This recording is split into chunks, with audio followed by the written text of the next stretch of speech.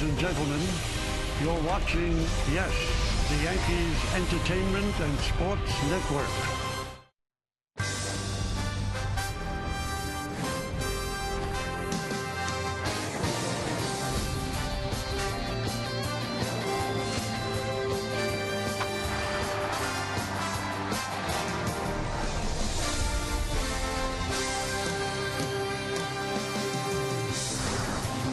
Welcome to New York Yankees Baseball on Yes, presented by The Three Stooges, the movie, in theaters today. The Los Angeles Angels of Anaheim against the New York Yankees, the home opener at Yankee Stadium in the Bronx, New York. Hello, everybody, and welcome to Yankees Baseball. Along with Paul O'Neill and Kenny Singleton, I'm Michael Kay. A gorgeous day here in the Bronx. You just saw the player introductions, all the pomp and circumstance that goes with opening day. And Paul, you've been through it a lot. What does it mean to a player? Well, I tell you, opening day is special, but the opening days that I remember didn't happen on a 65-degree and sunny day. A lot of them were in snowflakes and drizzle and everything else. But looking back, I don't know if it was a coincidence or not, but some of the best opening days I ever had ended up being some of the better years I ever had. So see who has the big game today. All right, let's take a look at the pitching matchup in this game. And obviously for the LA Angels, it's Irvin Santana. Didn't have a great first start. Neither did Hiroki Kuroda. 0-1 with a 6.35 ERA. And Kuroda has a tough assignment today. The Angels are a good hitting team, and they're a lot better since they got Albert Pujols, Kenny. Yeah, Albert Pujols, the whole American League is going to have their hands full with this guy, one of the greatest all-time hitters. Of course, he spent his first full 11 seasons in the National League. Now to the American League, you compare him with Alex Rodriguez and the Hall of Famer Lou Gehrig. Three of the best 11 full seasons to start a career in Major League history. These guys are great hitters, and I have a feeling all three are going to end up in the Hall of Fame. Well, there is definitely a buzz here at Yankee Stadium, a certain electricity. It is a full house. Every seat has been sold. Jorge Posada will make it even more electric when he throws out the first pitch. That's coming up with lineups and first pitch on Yes.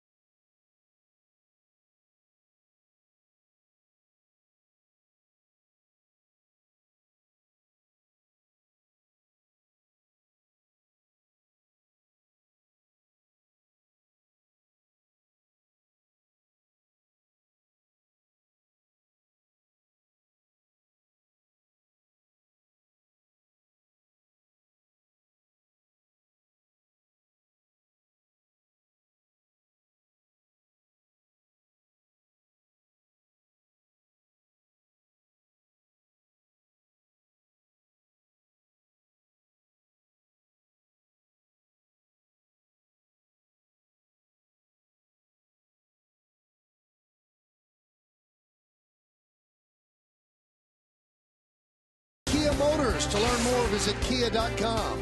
By the Daily News, pick up our Sunday newspaper to play baseball bingo and win a chance to pitch from the mound at Yankee Stadium for $1 million. And by the Professionals at your Tri-State GMC dealer. Why just go when you can go pro? Well, there is certainly a buzz in the air, and the Yankees certainly come into this game feeling a lot better after having swept the Baltimore Orioles. Taking 3 in a row after losing the first 3 to Tampa Bay. And with opening day, there's always excitement, but the fact that Jorge Posada will throw out the first pitch adds another level to it as well. This is a stadium crowd and a fan base. Paul, they never had a chance to say goodbye to Jorge Posada. He never said last year was going to be his last year. The last game was the last game against Detroit, so they will get a chance to shower this guy with some love. Oh, there's no doubt about it. And Jorge was a likable player, was a big part of World Series championships, and now that it is official, The New York fans are better than anyone, if you ask me, about giving props to their players, and Jorge's going to get a big treat today. Well, there's Derek Jeter. He's been the starting shortstop every year since 1996, so he's certainly familiar with this. And Mariano Rivera, part of the core four, he got a huge ovation when he was introduced to the crowd before the game. So they're feeling good about things after the 3 tough wins against the Baltimore Orioles. The Angels come in to this game with a 2-4 record. A lot of people think that these two teams could be in the playoffs. Well, that's very true, Michael. As the Yankees take the field, the Angels have a good team. They're going to battle the Texas Rangers for supremacy in the Western Division. Two of those teams, they both might make the playoffs when you look at the wild card. Now you see what the Yankees are doing. They've taken the field, and they're all going to stand behind the pitcher's mound as Jorge Posada will be introduced to the crowd. So this team showing a great deal of respect here for we Jorge have a Posada. very special first pitch. This former Yankee made his Major League debut in 1995 and has spent his entire career in pinstripes. He's third on the list of most games caught in Yankees history and was one of the most prolific offensive catchers in the history of the game. Plus, his leadership on and off the field was a major component of the Yankees' success during his career. Last night, he was bestowed the 2012 Pride of the Yankees Award at the New York Yankees homecoming dinner, and is just the 11th former Yankee to be honored with the opening day ceremonial first pitch. Fans, please welcome back a 5-time All-Star and 5-time World Champion, number 20, Jorge Posada.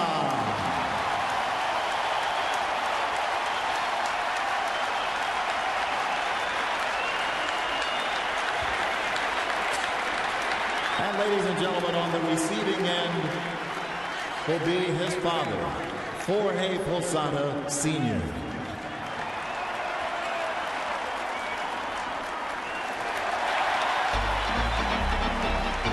Thank you, Jorge. Thank you.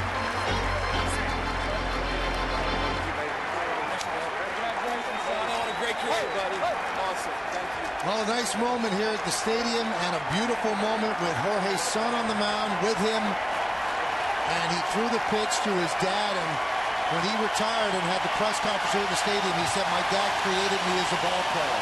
Ever since I was born, he made me into a ball player," and he requested last night to the Yankees, would it be okay if I threw out the pitch to my dad? So a nice emotional moment there, and a sign of respect by the team, Paul, to stand behind the mound. Well, you've seen a lot of Jorge's conferences and press conferences, and he has been very emotional. And Kenny, I know you can say the same thing, is when you take this field and you remember from day one, it's like you're doing so many things for your father, because that's basically your hero in life, and I'm sure that it grabs you. I remember when it grabbed me, and I'm sure Jorge's going through the same thing. Your dad's usually the one who throws you the first pitch or that you're trying to hit, and he's the one who chases the ball every time you hit it. But my feeling about Jorge Posada, when you think about the long list of great Yankee catchers going all the way back to Bill Dickey and then on to Yogi Berra and Elston Howard and Thurman Munson, and Jorge Posada's up there with them all, is what he meant to the Yankee ball club over the years. And 5 world championships, that's nothing to sneeze at. Oh, I mean, and Michael, you've talked about it. I mean, his numbers are in line with Hall of Fame numbers. And, you know, looking back, everybody asks me, what do you think about Jorge Posada? Well, I always come up saying, you know, well, he's a great teammate. And really, what does that mean? And if you break it down, first of all, it's basically you like the guy. I mean, you don't like all players that you play with. Then you trust him. Then you realize that he'd never back down from any situation as far as pressure moments. And he just became a part of the heart and the soul of some good, great teams. All right, now it's time for baseball here in 2012. The Yankees have taken the field. Kuroda taking his warm-ups. Let's take a look at the Angels starting lineup presented by Burger King. Eric Ibar on the shortstop will lead off, batting second. The right fielder Bobby Abreu. Albert Pujols at first will hit third. Kendrys Morales, the DH, cleans up. Batting fifth, playing third base, Mark Trumbo. Vernon Wells in left field bats sixth. Batting seventh, playing second base, Meiser Asturias. Chris Iannetta will catch. He'll bat eighth. Batting ninth and playing center field, Peter Borges. There's Hiroki Kuroda, the 37-year-old veteran who will take the mound today. He's 1-2 in his career against the Angels. If he gets the start, we'll have the first pitch coming up to here in just a moment. You can see his record from this year. His first start, second game of the year at Tampa Bay. Didn't go the way he wanted. Maybe he'll turn it around today. All right, we're almost ready for baseball. Ibar digs in. Kuroda on the mound. Let's do it on opening day in the Bronx. And the first pitch is up and away, and we are underway. Here's the scouting report on Kuroda for this afternoon. He's got good control over his 4-year career in the major leagues. Only 2 walks per 9 innings. Last year he's tough with runners in scoring position, just 194. And I'll tell you something about that 3.45 career ERA. Grounded up the middle and through for a base hit for Ibar. At 3.45 career ERA for all Japanese pitchers who have pitched in the major leagues and had at least 12 starts, that is the lowest ERA of any Japanese pitcher.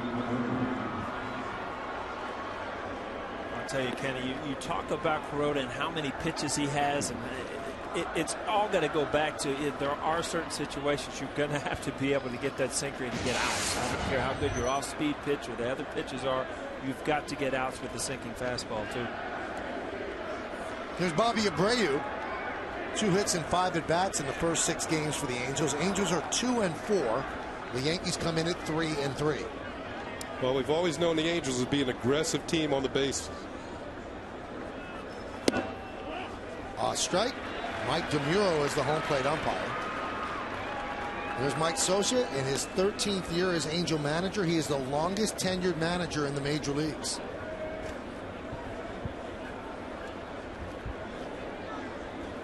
He has averaged 89 wins a season as the manager. Check out the Delta League leaders. The Angels and the Mariners tied with 6 stolen bases. Because of the signing of Pujols, they've got an overabundance of players, and some don't fit. And Bobby Abreu is essentially a part-time player for the Angels and is not accepting it that well. He might play 2 or 3 times a week, no longer 6 or 7 times a week. I think during the winter, Michael, he asked to be traded. He makes $9 million as the final year of his contract, and it would be tough to trade him and have somebody take that contract because he's not the same player he was even when he was with the Yankees, let alone in his heyday with the Phillies. He's a good, solid player, and obviously he's going to want to go to a team that has a chance to win. And this is an opportunity today. I mean, defensively, he's not the same player, so you put him in the outfield in Yankee Stadium in right field. You know, a short porch. There he goes. Runner goes, and the ball is skied out to left center. Granderson makes the catch for the first out as Ibar heads back. Let's listen to the reception for Albert Pujols. Batting third of the lineup, the first baseman, number 5, Albert Pujols. Welcome to the Bronx. What did he do? Do something already? Well, he's done a lot to pass, that's for sure, but not so much recently. Just 217 with a couple of runs batted in. But every swing of his is a dangerous swing.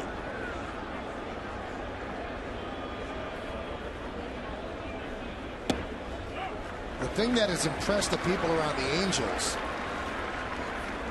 he's one of the hardest workers they've ever seen. Usually you don't get to that level of greatness unless you work hard, and he's in early, and he has a method to his madness, and he's also very good at counseling other players. He's ready for advice. He's certainly not a standoffish superstar. He had a great spring training. Hit 7 home runs. Led the major leagues in spring with 7 homers. He's yet to connect in an Angels uniform during the regular season. One thing I've always liked about him, Paul, and he's a very strong man to begin with, but he has strong legs, a good base, and his swing is quite simple. I mean, it's just straight to the ball. Yeah, he's so strong that he doesn't have to have a lot of movement with his lower body and his head. And, you know, when your head starts moving, then it can be tough. But you're right, Kenny. He just doesn't do much other than put the bat on the ball, and he's so strong that he can drive the ball out of the park that way. Grounded foul. Almost a perfect swing. Very quick. Kenny, when did you talk about the first home run, and I remember it every single year. If it went on for a certain amount of time, it started messing with you mentally. You always wanted to get that first home run out of the way, and usually it took me about a week. Yeah, it's about a week. I remember one year I hit one my first swing of the year. Yeah, those are nice. And I'm thinking, I'm going to have a great year. funny you talk about opening days. I look back, I remember 2 opening days where I hit home runs, and boy, it's a relief.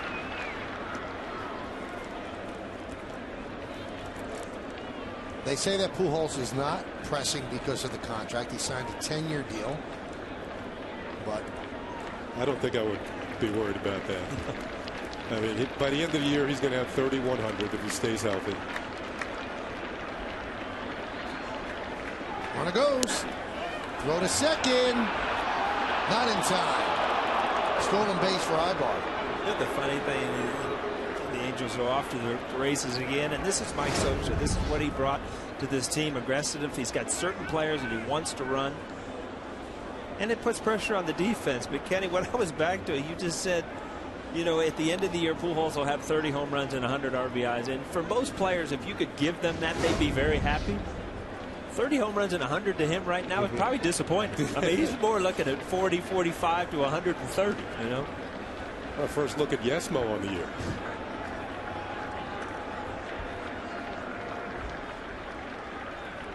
The Angels not only a good stolen base team, they are a good base running team. They go first to third as well as any team in the major leagues. And Mike Scioscia preaches that. He wants you to try for that extra 90 feet. Maybe the opposition will make a mistake on defense. Now, Kuroda is familiar with Pujols. Kuroda with the Dodgers last year, and Pujols a member of the Cardinals. And Pujols 3 for 15 with a double and 4 strikeouts against Kuroda. A view from the upper deck right behind home plate. Well, the stadium looks beautiful. I'm glad it's a nice sunshiny day. Opening day should be like this everywhere. A full house. It's not like this everywhere. It is in the domes every year on opening day, but boy, I tell you, opening day, looking back, you can get some bad weather. Swing and a foul ball. In fact, on earlier today, they actually had the 1996 home opener against the Royals where it snowed. You know what? I got hit up the middle that day. Right through the snow. Yeah. Did it hurt? Yeah. Those cold days, if you don't hit it right, it's going to hurt. Yeah, they hit that outfield grass for a hit, and everything's all right, though.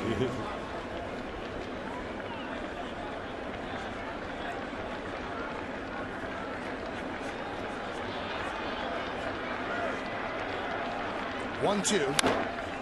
High pop up. Left field. Gardner makes the play. Ibar tags just to draw the throw. So Pujols just missed that one sky high for the second out. Let's take a look at the Yankee defense, brought to you by your Mercedes-Benz Tri-State dealer.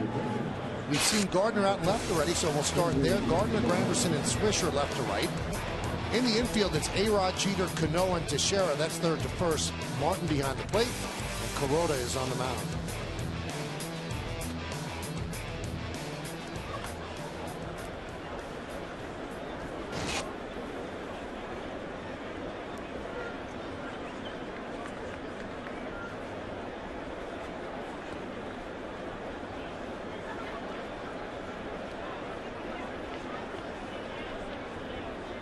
Here's Kendrys Morales.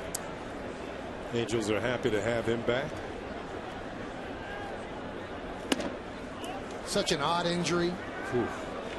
Celebrating a walk-off home run. Jumped on home plate. Broke his ankle. Missed all of last year because of it. And he had injured it in 2010. But after really sturdy rehab, he's back and he's hitting the ball well.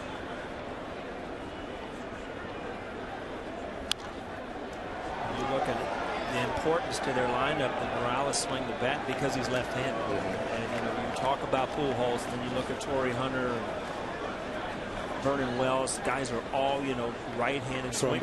Yeah. You're going to need somebody in that lineup left-handed. Hey, everybody's out. The mayor and Kermit the Frog, yeah. The mayor's taking a picture of Kermit.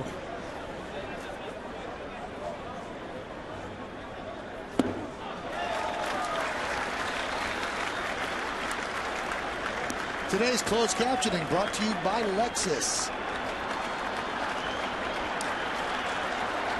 Interesting to watch Kuroda work here. He's got a lot of different pitches. His best pitch may be his splitter.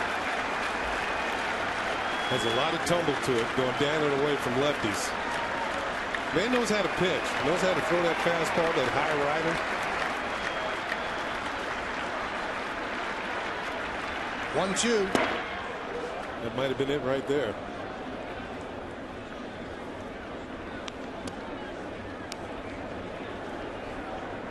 They're maybe in the same mode as Freddie Garcia. When you get 2 strikes, you look for that splitter. You don't always hit it, especially if it's a good one. Freddie was kind of all over the place in Baltimore the other 5-wild pitch, but it was a cold night. The splitter is a field pitch.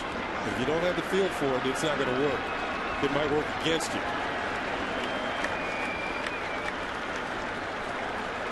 Two balls, 2 strikes, 2 outs. Runner at second. Just underway at the stadium, the home opener. The Yankees have always had a hard time getting out Morales. He has 24 hits and 60 at-bats against him. That's 400. And that's the best average against any American League opponent for Morales. And 10 of the 24 hits, extra bases. Here's a guy, as Michael was saying, fought through not 1 but 2 surgeries to repair that ankle. That's what he's done against the Yankees. 21 games, 15 RBIs, 6 home runs.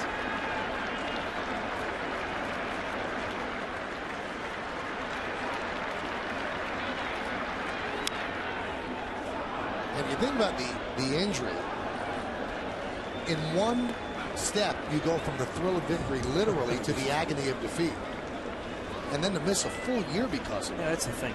You know, broken ankle, it's usually 6-8 weeks. You don't think about missing the rest of that season and the following season too. He's only had 1 really full season with the Angels, and he hit .306 with 34 homers and 108 runs batted in. That's really battling Morales. Here's how the injury happened. It's a good thing you don't see it in a way. There's what was a grand slam, Michael, as you said, to win the game. Right there, boom. Ouch. Good thing you don't see it, but can you imagine? Oh. So Martin and Kuroda having a hard time getting on the same page. They want to make sure about this pitch and how dangerous Morales is. Well, you know, you're in a 2-strike count. You're looking for a strikeout or an out, and you know he's taking the split fingers in the dirt, and he's fouling off the inside fastball and the sinker away. So now you're trying to figure out. And I've always said the more pitches you see as a hitter, obviously the better you feel about it. And, you've seen just about everything, right? Remember what we said about Kuroda, 194 with runners in scoring position last year. Swing and a miss, he got it. And the put out is made at first. No runs a hit, no errors, and 1 man left. Angels nothing, and the New York Yankees coming to bat.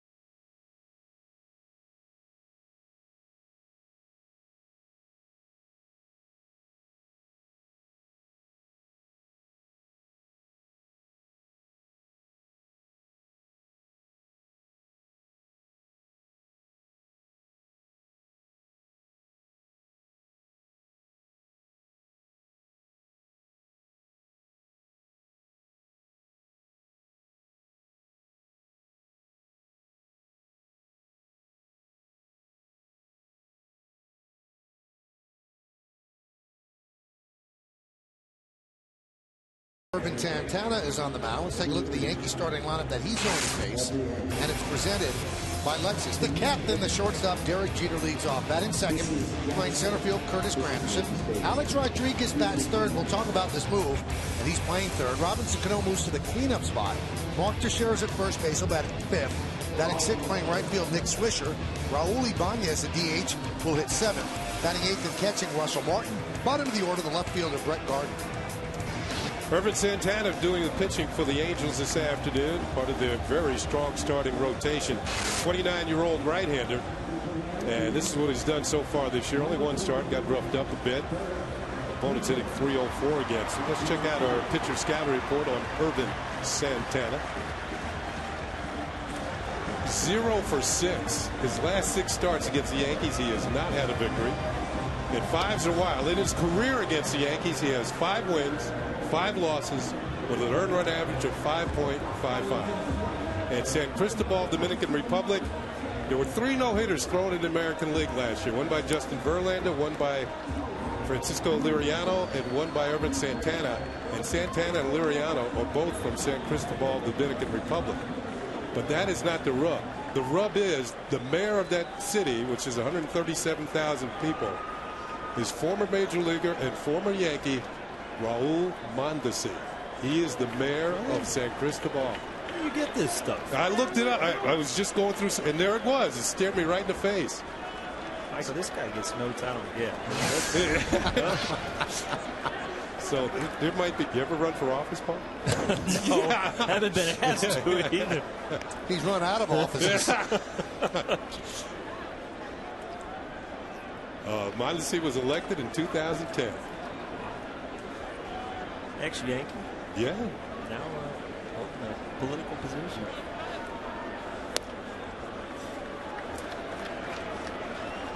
Jeter really likes hitting against Santana. 17 for 38, 447, 3 home runs.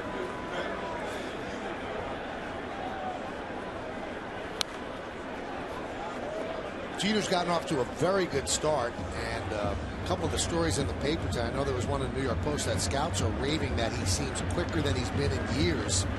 He's fast down to first base. The ball's jumping off his bat. 370 starting off the season. Is that the same scouts that last year this time said he was on the downcline or decline? Could be. Yeah. Doesn't take long, right? Let's take a look at the weather. Game time weather presented by Bigelow Tea. In a word, it's beautiful. In numbers, 59 degrees, humidity 30%, not much wind, and there are a few clouds. Very few. Bigelow got their money's worth today. Look at that picture. Beautiful. Jeter goes down on strikes. 1 away. Let's take a look at the Angels defense, which is brought to you by your Mercedes-Benz Tri-State dealer. In the outfield, Wells, Borges, and Abreu. That's left to right. Infield, Trumbo, Ibar, Izturis, and Pujols. Pujols won 2 Gold Gloves while with the Cardinals at first. Iannetta behind the plate, and Santana is on the mound.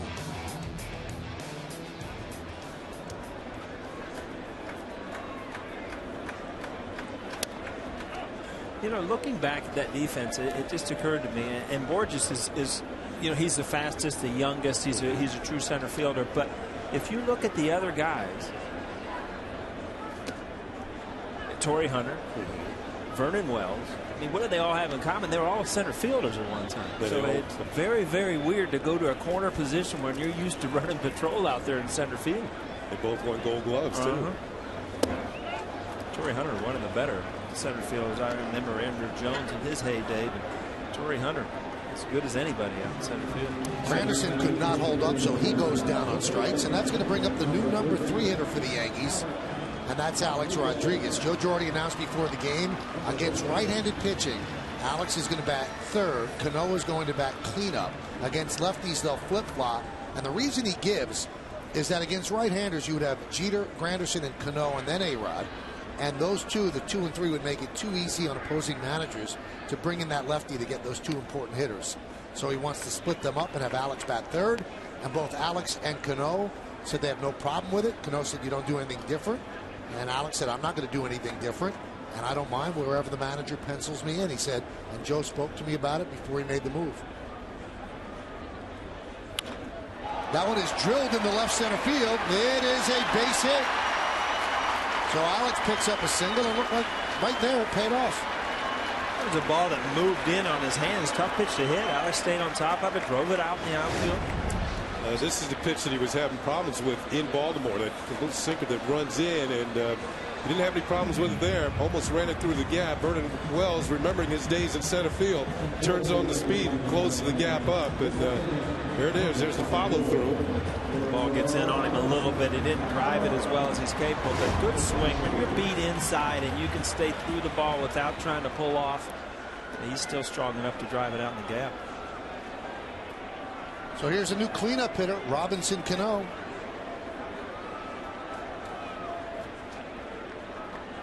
He's batted cleanup before every now and then.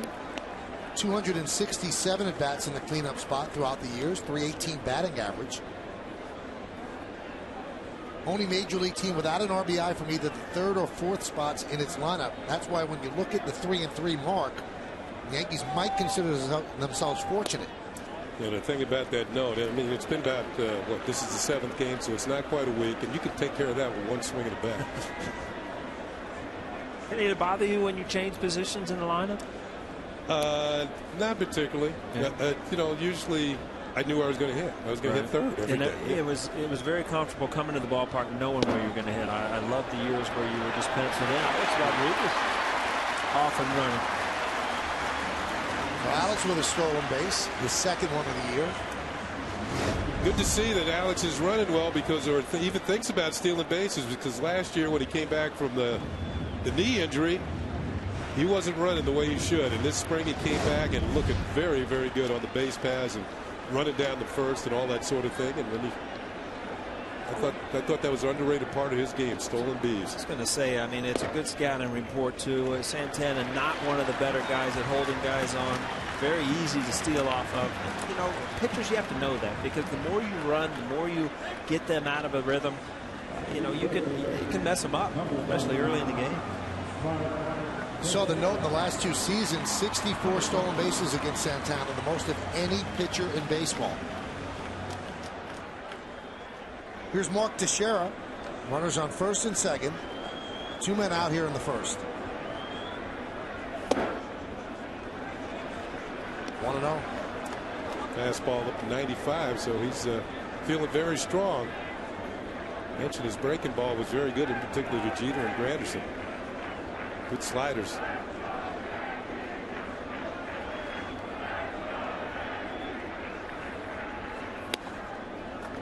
And just when you thought he was having an easy inning by striking out the first 2 hitters, now there's 2 men on and a dangerous hitter at the plate.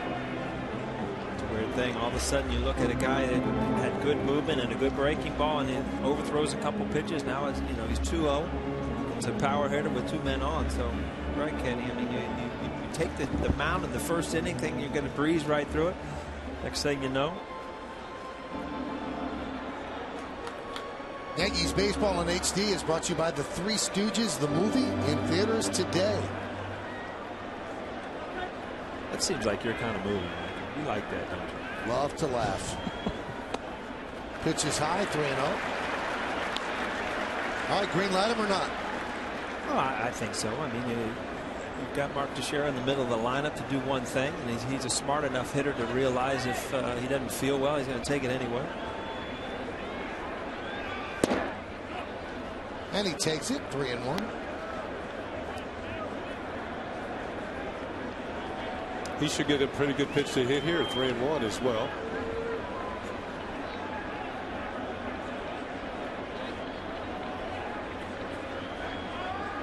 They tried the pickoff, but A-Rod just got back ahead of the tag by Eyeball. Tried the easy way out of the inning.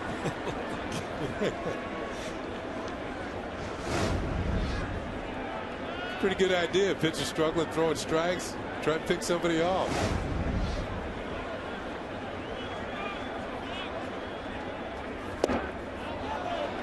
Now the bases are loaded for Nick Swisher.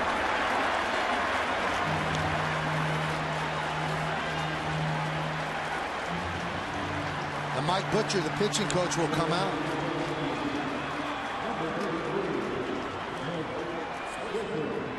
Just trying to give Santana a little bit of a breather.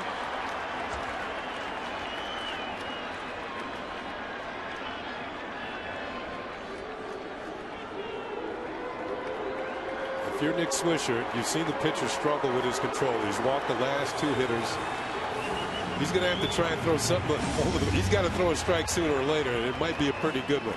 Yeah, Nick Swisher to me is a guy that looks in a certain area, and if he gets it, he's not looking to shoot one to left here. He's looking to put one in the seats. And you know, obviously, they always tell you as a player you're only as good as your last at bat. And his last at bat, if we look last Wednesday night in Baltimore, boom. Ooh. This one was tagged. Heading towards Utah Street. Out there where you hit one. Out by Boog's Barbecue. We hit that off Arthur Rose. Arthur Rose. Yeah. He's still playing. You know what? He's not. He's not? No. He did last year, but not this year. I think they take you out of the league when you hit about 50, don't you? Whether you want to play or not. Not Jamie Moore. That's right. Well, Jamie took a year off, so his arm's only 49. His arm was 49 when he was 20. He was still throwing 82. You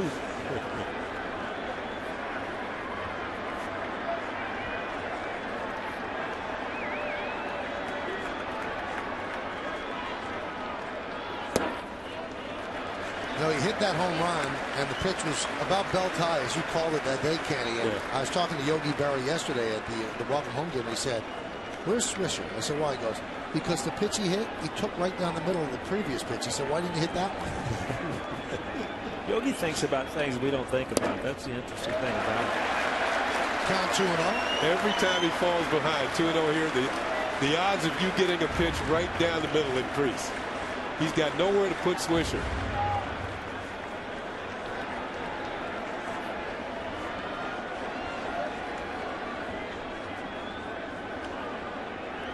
The 2-0. Foul back. There it was. But he's throwing pretty good. 94.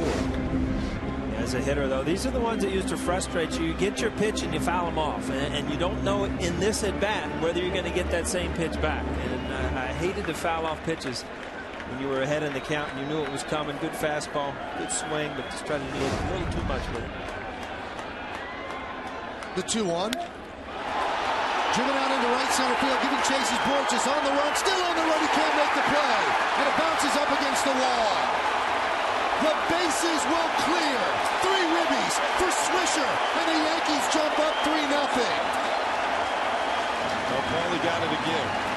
This pitch actually was a little bit higher, and he stayed on top of it, drove it out, and he got a good break here. The ball actually stayed in the ballpark, hit the wall, score that extra run. This pitch, the other one was right down the middle. This pitch is up in the zone a little bit, tailing away, right where lefties like it. Well, he could put a good swing on it. Borges can really run. If he can't get to it, it is well struck. Ibanez takes a strike. So 2 big hits in a row for Nick Swisher. The 2-run home run on Wednesday to win the game in Baltimore. Now a first inning bases loaded double to give the Yankees a 3-0 lead.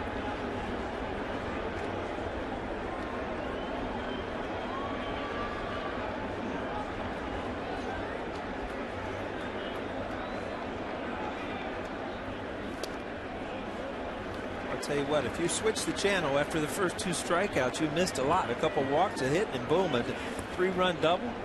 It's amazing how quick it can happen, especially in the Yankee lineup when these guys start swinging the bat.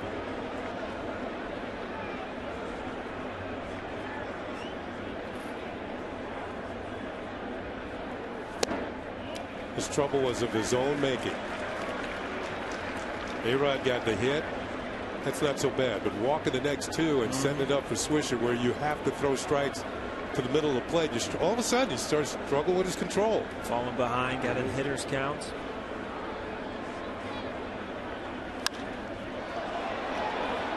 High fly ball, right center. Borges is there, and that'll do it. But the Yankees get 3 runs on 2 hits. 1 man left. Coming up, that man, Jorge Posada, will join us in the booth. Stick around. We'll ask him what it felt like to be on the mound, throwing out the first pitch to his dad.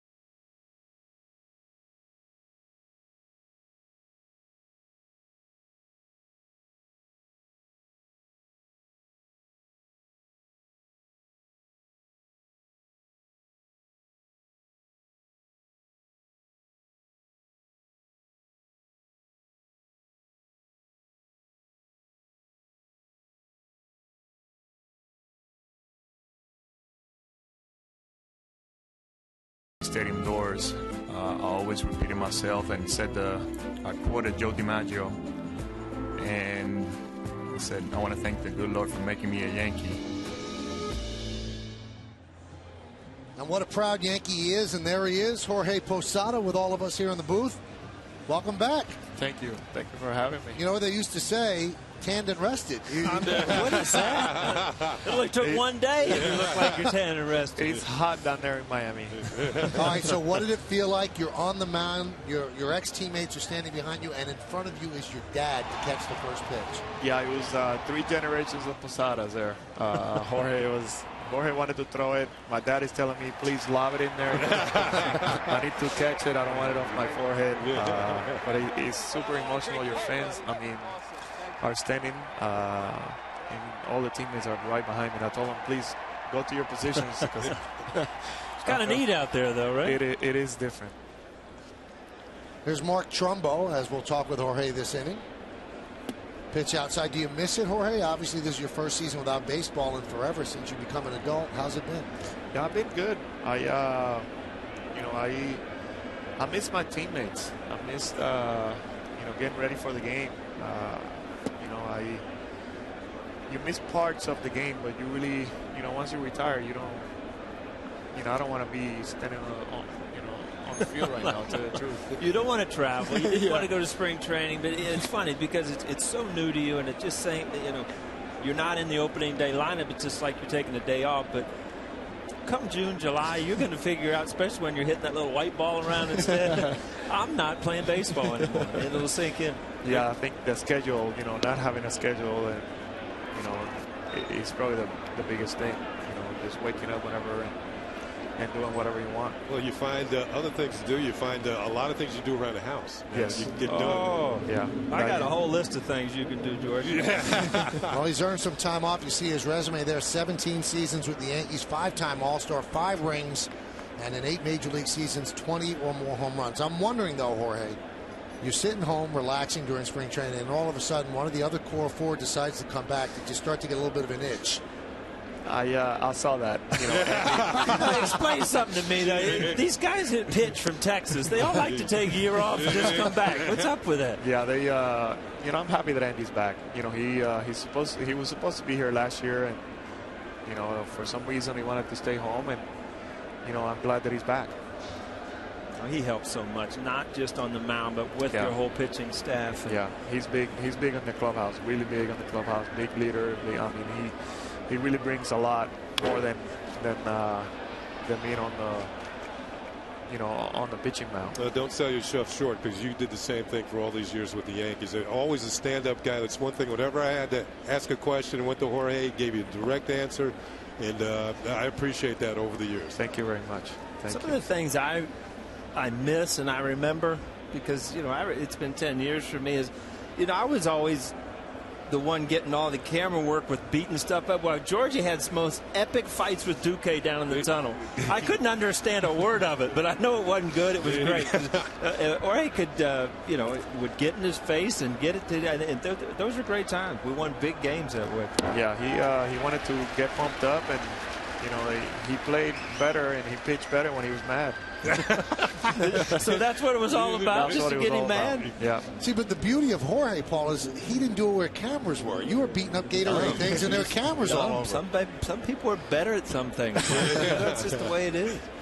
Now, obviously, it's early. I mean, you just retired. Have you given any thought to what you want to do in the future? Do you want to be up here at Yes? Do you want to be a coach? Do you want to manage one day? I don't want to be away from home that much. I really want to be home. So you need Paul's schedule. Yeah. Paul's we got that thing at that SAP button. He can do that Spanish network for us, right? Yeah, I really want to be home. I really want to spend some time with the kids. I mean, they're growing. It's good age right now, and always playing a little baseball now. So I don't want to be living off a suitcase anymore.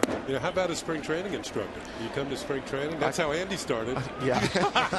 Next year, I'll do the same thing that Andy did, and we'll see if I can still hit. You know what? That's kind of fun. It's like going to the spa down there. When you go to spring training, you don't have to worry about getting ready for a season. That's a lot of fun.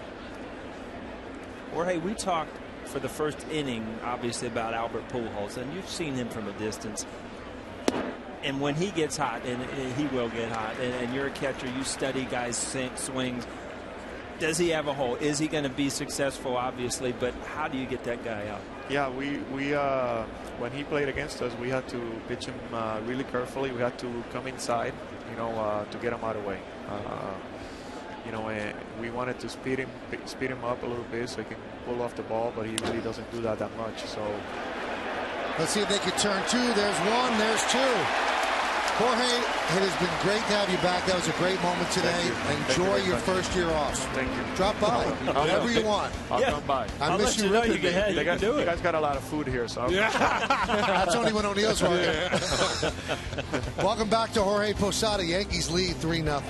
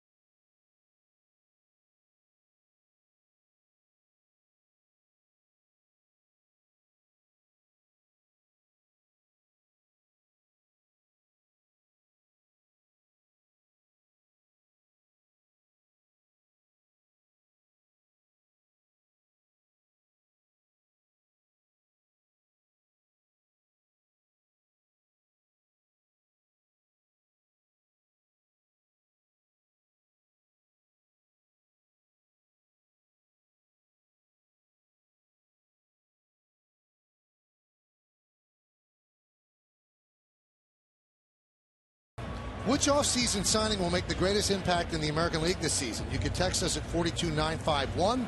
Of course, standard text messaging rates apply, and here are your choices. Yu Darvish, Texas.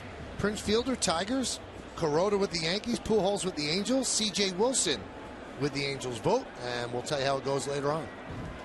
What do you mean, in October? Grounded up the middle by Russell Martin, and a base hit to lead off the second inning.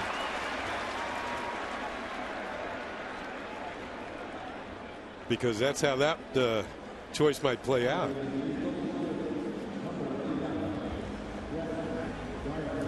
Might not know until the playoffs and World Series. It's funny because a lot of big blockbuster deals to bring in players to try to completely revamp and make teams better. These big players have gone to teams that are pretty good to start with. I mean, Detroit's a good team. Anaheim or Los Angeles is a good team. So these are just superstar players who were brought into good teams just to make them better. There's a good chance that any one of those players can get to the World Series. Yeah.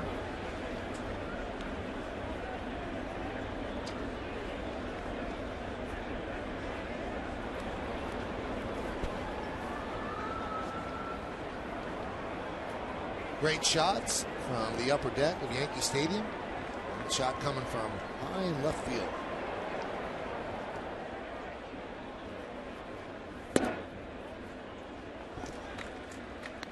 Stay tuned during the game for a sneak peek at the new Three Stooges movie in theaters today. Hello.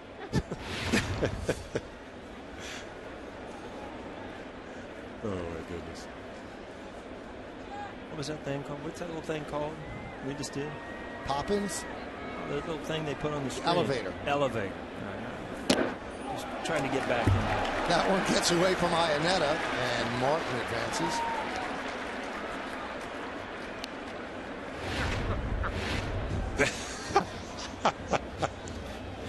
Wow, he looks like he was almost crossed up, looking for a breaking ball, and that ball actually a hard sinker down between the wickets. We're going to be doing this all day. I'm getting sound effects of the Three Stooges in my ear. I'm looking over to see if it's Michael or if it's in my ear. Just one stooge over here. It's just me. The 2-1. Almost again. I think it hit him. And Martin heads up, goes to third. Trumbo, not experienced at third, kind of fell asleep. He was coming in for the bunt. Now the home plate umpire, DeMuro, is saying that Gardner was not hit. Yeah, but if Gardner is hit, then he's on a third. He has to go back to second.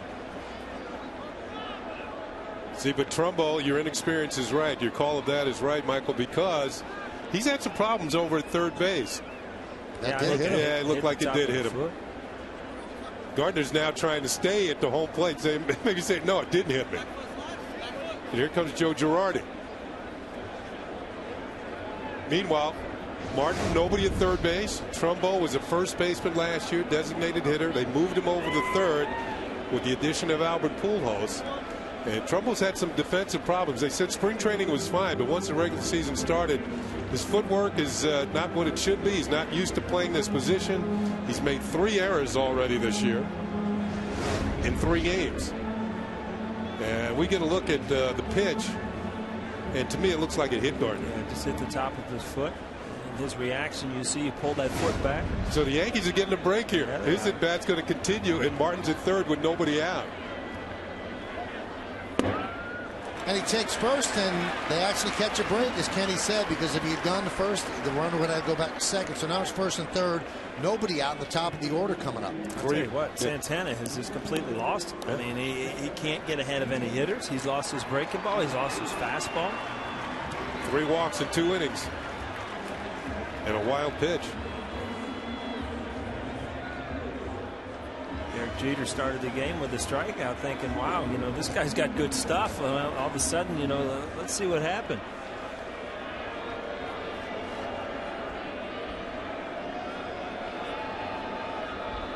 Derek struck out in the first inning.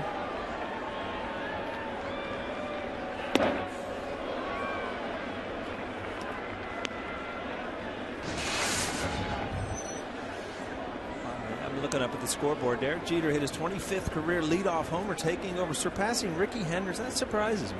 You don't think? I mean, Ricky Henderson was that leadoff hitter that could hit a lot of home runs, and for Derek, he's got the records. Pretty cool. But wait, let's put it in perspective. Derek's been here 17 years. Ricky was here 5. Yeah, that's true. Yeah, I guess the math doesn't add up, does it? Huh? Way to correct me, Mike. Well, I think Ricky is the leader, right? Yeah. The all-time leader. Home runs. Yeah. Power and speed. All-time leader in stolen bases and lead-off homers. Just when you think he's taken, no, he's not. Wow, they got him. Boy, was he leaning. That wasn't even a great move, and he got him. Was it the old third to first? Was it? No, I think it was just a spin move. He got off. Trying to scramble back, and Pujols supplies the tag. Yep, it was. Yeah, it was. Wow. The abbreviated Jeff Nelson move. Abbreviated. And Jeff is in the ballpark today. And he was safe. And he was in there. Jeter grounds it up the middle. Grabbed there by Ibar. And Martin holds at third. Bring the infield in. Well, you see that, I mean, in Yesmo, these calls are very easy, but Brett Gardner looks like he gets that hand in on the base. Really looks like it there. Unless he came up short, it doesn't look like it.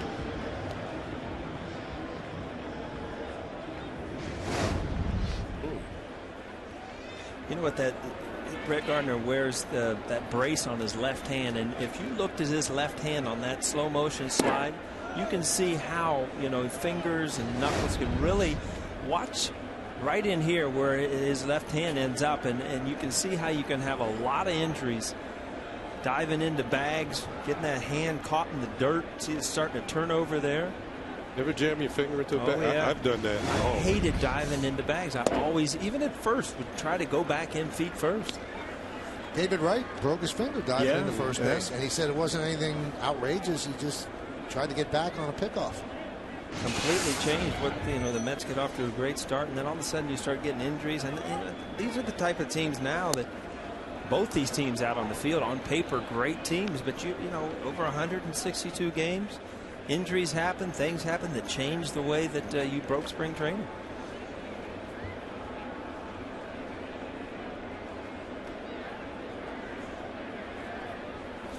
Swing and a miss. He's featured sliders to Granderson. The other night, Granderson hit his first home run of the year in Baltimore, but I was talking to Kevin Long, the hitting coach. I was more impressed with his base hit to left field that drove in a run later on in the game. And Granderson swings and misses. They'll make the out at first, and that will do it. So the Yankees had first and third and nobody out. They don't score. No runs a hit, one man left. Let's go to the third, 3-0 Yanks.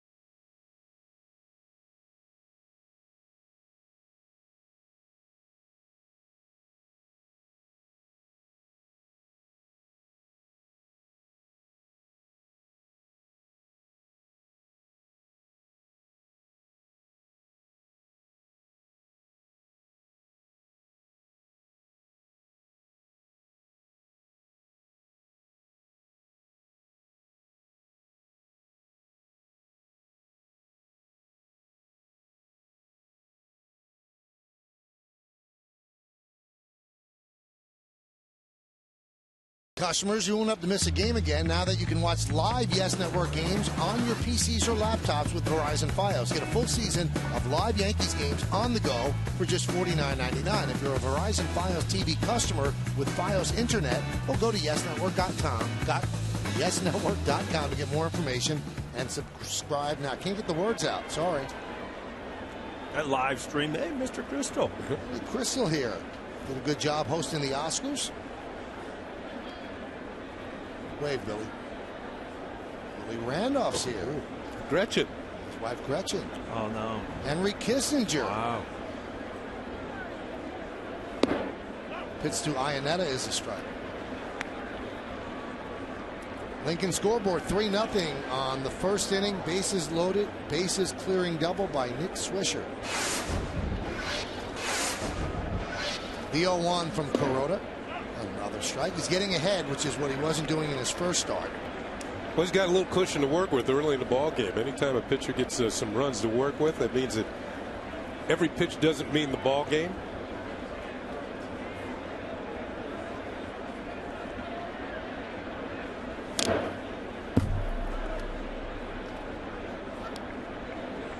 Tracy Morgan at the game.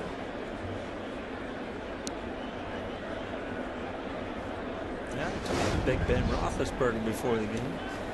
What's he doing here? What was the reason? Big baseball fan. A friend of his, one of the linemen from the Bronx, big Yankee fan. So they came to the game together. First time he's been in the stadium. Pirate's supposed to be on the road.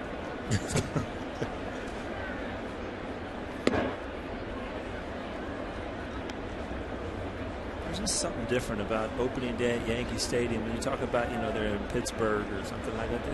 It's Yankee Stadium. Who was bigger, Roethlisberger or the lineman? Because Roethlisberger's big. I know who was taller. Big Ben was taller. Strike 3. Ionetta. Is the lineman Willie Colon? I think he's from the Bronx. He went to Hofstra, I think. It is Willie Colon. Good movement on the fastball here. Kind of darts back over the outside corner for call strike 3. Corona's got a little bit of everything out there. Well, Neil, I think you were taller than Roethlisberger. Close. He's a little bit better quarterback than I was. A little bit. Borges bunts and bunch foul. You played quarterback in high school, right? I told you this story. I mean, back in the old days, you played every sport. You played football, baseball, and basketball. And in my case, I played football. Just you had to play football to date one of the cheerleaders. You were a good punter in baseball. I punted too in football. That's where I got my practice. No, I'm talking about Freddie Garcia. I saw him at the dinner last night, and I've talked to him before, and I faced him in the past. And we were walking down the hall, and he said, "I remember in Cincinnati when you punted the ball." I'm like, "That's all you remember in Cincinnati?"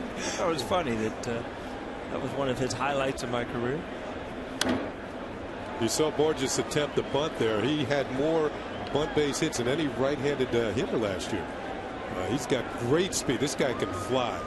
Had an inside park home run the other day in Minnesota. In left field. In left field, which is unusual, but that's the place where he hit his first major league homer 2 years ago. Likes that part. Doesn't like this. Don't use your You don't use your speed when you strike it out. Yeah. Well, depends on how bad you look at the plate. Rhoda again goes to that split finger down out of the zone. 4 strikeouts for Corona. That's a big start for him. I mean, you always want to get off to a good start. Kind of a subpar down in Tampa, St. Petersburg, and to come out on opening day in Yankee Stadium would be a big statement for him to come out and have a good game. Ibar with a push bunt down the third base line, barehanded by A-Rod, fires to first, and it gets past Teixeira, but backing up is Cano. That's a base hit for Ibar. Yeah, I was saying that Borges is a good bunter, so is Ibar. Ibar does something that I haven't seen since Tony Fernandez. See how early? Now, see, he can bring that bat back. If he reads that third baseman comes in too far, he'll bring that bat back and try to knock it, half a swing. Isn't this illegal? Before he hits the ball, he's out of the box. Yes, that's an out. He's out then. He's out. Yankees didn't appeal it, but he was out of the box. He's out. We should throw a flag. Throw a red flag, Michael. Get a replay. Give it time. There'll be replay We'll like be that. launching them out here. Please, no.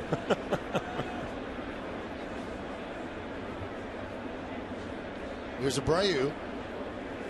And what Michael's talking about is this ball is going to twist foul and out of play. When you make contact with the ball, you have to be within the batter's box. If you're out like Ibar was, you are deemed to be out. And here comes the replay. You're going to see it again. He's clearly out with both feet, even if you're out with 1 foot. Now, I believe years ago, Hank Aaron actually lost a home run because one of his feet was out of the batter's box when he hit the home run.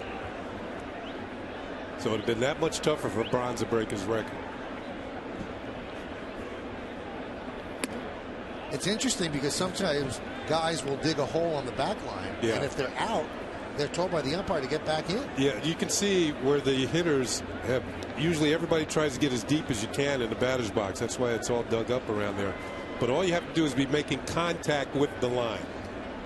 Part of your foot could actually be out, but if you have contact with a toe or a heel, you're okay. Well, you don't know what's going to happen with Ibar, but that's a big play. You're making the guy throw more pitches. He was out. And possibly he's going to put himself in the scoring position. You talk about that batter's box, Kenny. Remember the days you would go in and somebody had dug a hole where you want to stand, and you just can never get comfortable. You want to stand where you're used to, and if there's a hole somewhere else, you just can't get your foot where you need it. People might say, what's the big deal? Well, you know, when people go into their offices, you know, they have everything the way they want it. They have their chair the way they want it. This is like a hitter's office. You want everything the way you want it. You know, a cameraman come in, they want the cameras just the way they want them, right, Jack? Yeah. They want the camera just where you want it, you know, the level that you want it, so you can do your job. Now, Paul, you never had that. Bobby Abreu has his autograph stitched into his stripes. Some upgraded. That is big league. Some pumped up kicks there. Yes. That was a song. Yeah, it is. Still is. Yeah, they didn't take it off the chart. Pretty cool. Wow.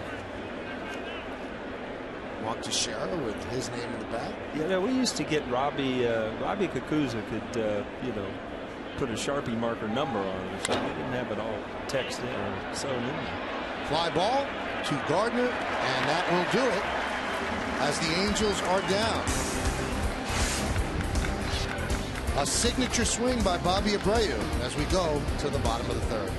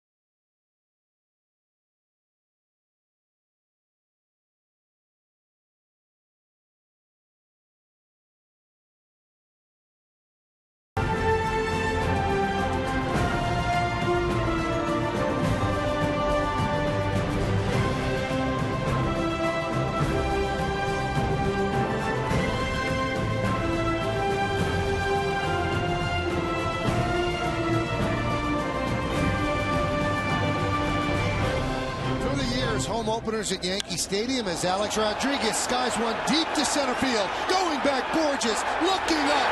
See ya! A home run! Alex Rodriguez! And the Yankees lead 4-0. A bomb to dead center field.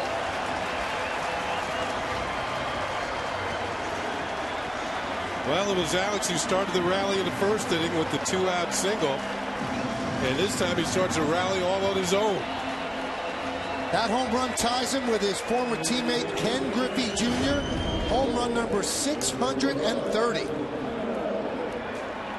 Well, maybe Alex, all he needed was to come back to Yankee Stadium. He'd been struggling somewhat on the road. He's 2 for 2 with 2 runs scored and an RBI. You talked about the first term. That's Alex Rodriguez. He's hit 600 and some home runs. It's always good to get rid of that first one. Don't think that even the greatest players don't feel that. He had gone 6 games without an RBI. That's the longest he's ever gone in a season without picking up a ribby. That's his first run batted in.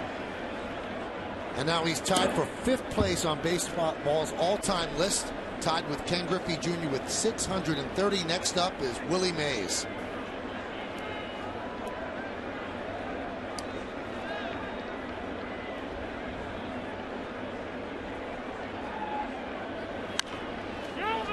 Chop first base side. Pujols flips to Santana, 1 away. Well, you looked at Alex Rodriguez's list there, and you know, with a good solid year, he'll go ahead of Willie Mays, which is an unbelievable feat in itself, but it's going to take him a while to pass those other guys. Great follow through. About 412, 415 feet straightaway center. Borges is going to run out of room, which is always a disconcerting feeling for an outfielder.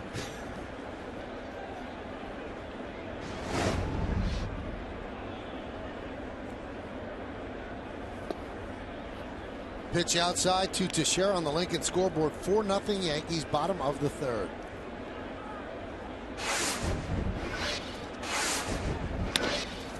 That one is looped into shallow center, and a nice play by the shortstop Ibar, who was playing on the right side of second base for the second out. Well, the shift is going to pay off for the Angels here. You can see Ibar, the shortstop, a couple of steps on the right field side of second base. He almost gets twisted and turned. Ball almost came out of his glove, but he stays with it and makes the play. It's going to be a little bit of snow cone here. Almost got out of there. It's that ball that just hits the heel of your hand and starts rolling up the pocket to that glove, and infielders don't have that long pocket, so it can come out of there very easily. You know what, Michael, when you think about the old days of guys, I think the league average was 350. I mean, because the gloves are so much smaller, a play like that, it's going to be a hit. That's if you didn't trip over the other guy's glove when he left it on the field when he ran off the field. That's right? very true. Fielders used to leave their gloves on the field.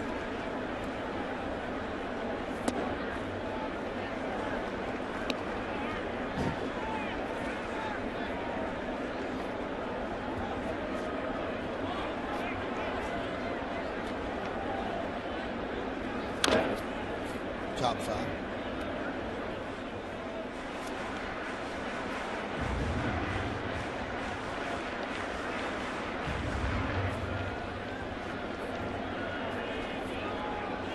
Swisher's got the count in his favor just like he did the last time up. Tricked him that time. Yeah, good slider. But you look at run production, and then Nick Swisher going down offensively. The Yankees really haven't got it going yet. He in the first inning, 3-run double put him up to 9 RBIs, leading the team. Came into the game hitting 208, but he has hit a couple home runs and some RBIs up there. Nick Swisher is down, but the Yankees are up by 4. The 4th run, 1 swing by Alex Rodriguez. An historic swing, his first home run of the year, his 630th of his career, tying him with Ken Griffey Jr., 5th place.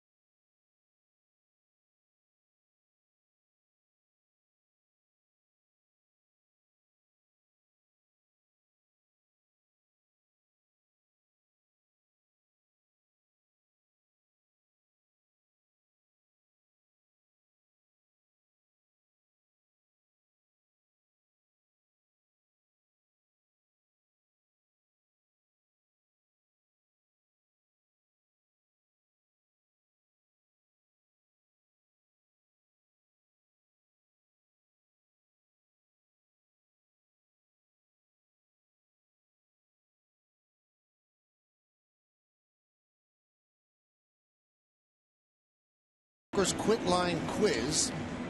Jorge Posada caught 369 of Mariano Rivera's regular season saves, most all time in Major League Baseball. Which battery mates have the second most saves?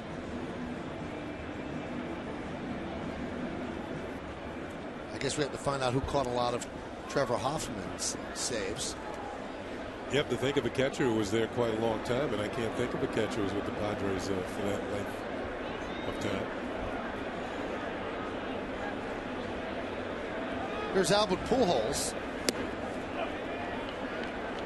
So Alex now has 630 home runs. Albert Pujols has 445.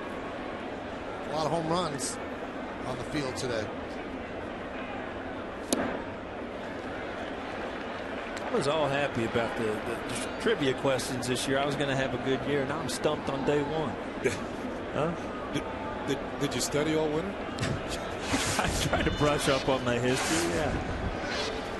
Saw 4-0 on the Three Stooges, the movie scoreboard.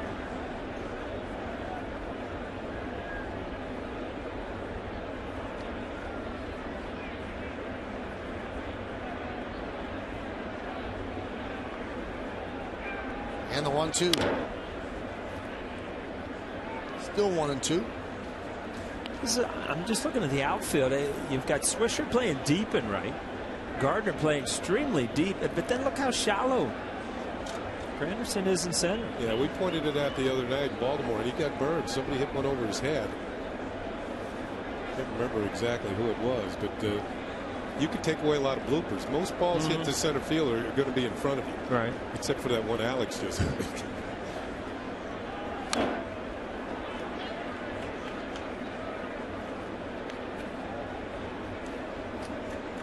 Jim Cott used to always say, and I took a lot out of it as an outfielder. He said, the ones that fall in front of you as an outfielder, that's on you. The ones they hit over your head, that's on me as a pitcher. And a lot of truth is to that. Bad pitch and they drill one over your head, that's pitcher's fault.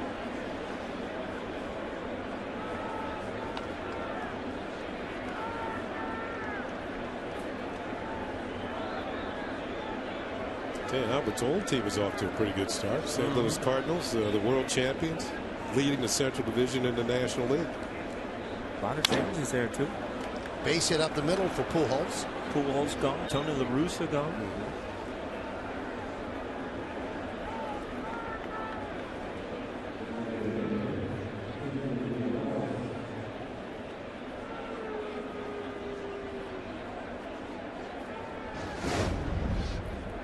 There's that quickness we talked about with the swing, and straight to, just like the barrel just finds the ball.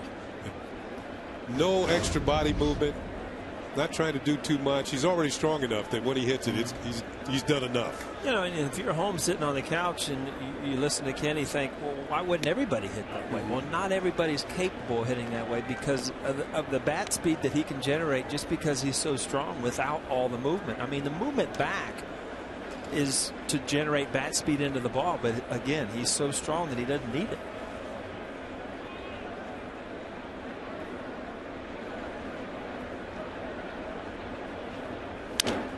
Right in on the hands. A-Rod drifts back. One away. Again, I mean, it's just straight up and straight down. Nothing has moved back or forward. Ball gets in on him a little bit, but it doesn't matter. And it's just a matter of time before he gets comfortable. And he's a lot like Alex Rodriguez. If he gets the ball elevated and he hits it hard, it doesn't matter to what part of the field, he's going to hit out of the park. Very likable guy, too. Great personality, good with people, nice to people. Doesn't have that, doesn't have that superstar mentality where he, is kind of standoffish. Very nice guy. Here's Trumbo. Now, Trumbo is playing third base because he's such a good hitter, but he was the first baseman last year filling in for Morales. So once they signed Pujols, what do we do with Trumbo if Morales is going to DH? And it's a departure for the Angels because remember, the Angels are a team that always accentuates defense, and they got rid of Mike Napoli because he wasn't a good enough defensive catcher for Mike Scioscia. Napoli was so great last year with the Rangers, but they're taking a chance defensively with Trumbo at third just to get his bat in the lineup. Well, you saw the number. He's hitting .455 with a home run and 2 runs batted in. And the youngster hit 29 home runs in his rookie year. It might get to the point where if they have a lead late in the game, they're going to put somebody in defensively at third base.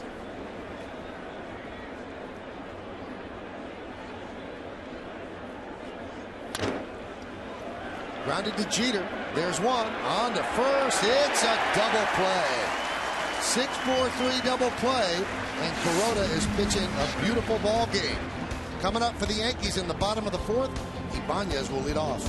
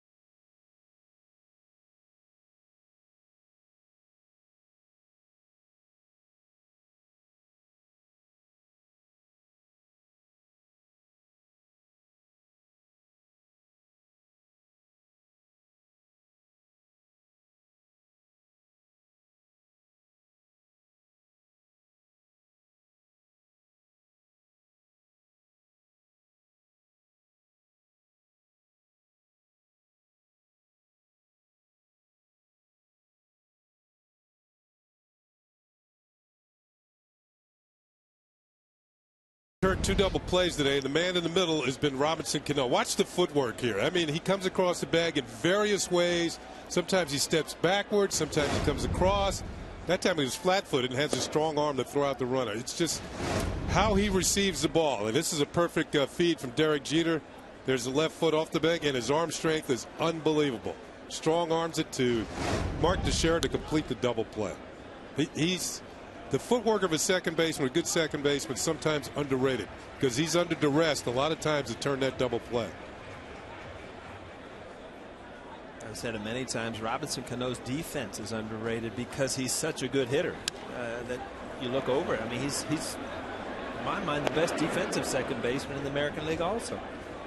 Trumbo makes the play for the first out to retire Ibanez. Let's take a look at the answer to the New York State Smokers Quitline quiz.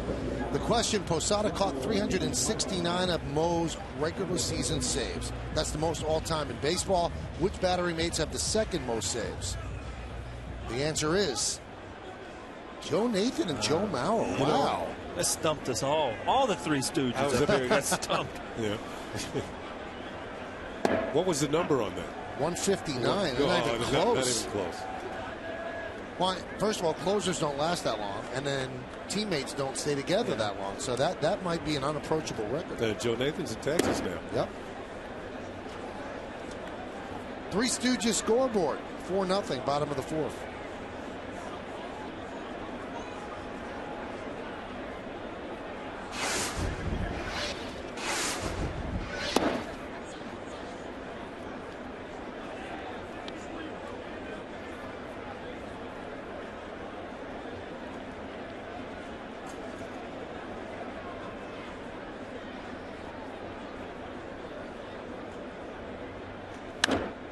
You know, early in the season, you can see somebody's batting average is around 200, maybe on the interstates below 200. But the fact is, this early in the season, you are 2 good days away from getting your batting average up to 280 and 300, and maybe beyond 300. You get a couple multi-hit games, maybe 2 or 3 hit games back to back, you're in business, and you start to feel really good about yourself when you look at the scoreboard and you say, oh, I'm over 300. I've said it many times. When you look up to that scoreboard and it says 320, 330, you feel better about yourself. And the only problem, and it's so easy to think about it now, Kenny, is you come into the season, you have a week of bad hitting, and you think, I'm only a couple days away. You see Russell roll over that one. But it's hard mentally to put yourself, when you're going through the tough time, it's hard mentally to put yourself in that position where you think you're going to go out and have those 2 big days. You know what, though? When you really feel good about yourself, when it's 320 or 330, and it's September. That's when you really feel good. When you know that average isn't going down much, you feel like you're where you need to be. What's your lifetime average, Michael? You had to be a 300 hitter. 1,000. Yeah? Yeah. 1 for 1? Yeah. I like it. Let's just put it this way: I never made it out the big leagues. Hey. I can't think of the bench coach for Pittsburgh now, but he got 1 at bat in the big leagues, and he got a hit. His only at bat he ever got. How great is that? It's 1 for 1, hitting 1,000. It was funny because my brothers and I, we had trash cans of baseball cards, and you would pick out all your players, and if I put Roberto Clemente down, then you had to put a right fielder down, and whoever's average was higher won, right? Not many higher than him. No, but there was the guy. His name was Nate Colbert, and he had a baseball. He had a baseball card out, and the year before he was like 2 for 2. So it was like having a wild card. There's no way you could lose. The guy hit 1,000. What happened to those garbage pails of baseball You know what? cards? My brother has some of them, and my mother put the garbage can out where a lot of garbage cans go, and we wish we had some of them back. I believe the bench coach of Pittsburgh now is Jeff Bannister, because we played them in spring training. I was going through the coaching staff, and I noticed he got 1 at bat. It was with Pittsburgh, and he got 1 hit, and that was it.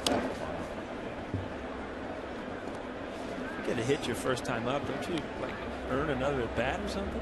Yeah, I also think that Tom Paciorik's brother Jim played for the Astros 1 game and went 3 for 3 and never played another game. That's enough. This league's not good enough for me. You want right the Stratomatic.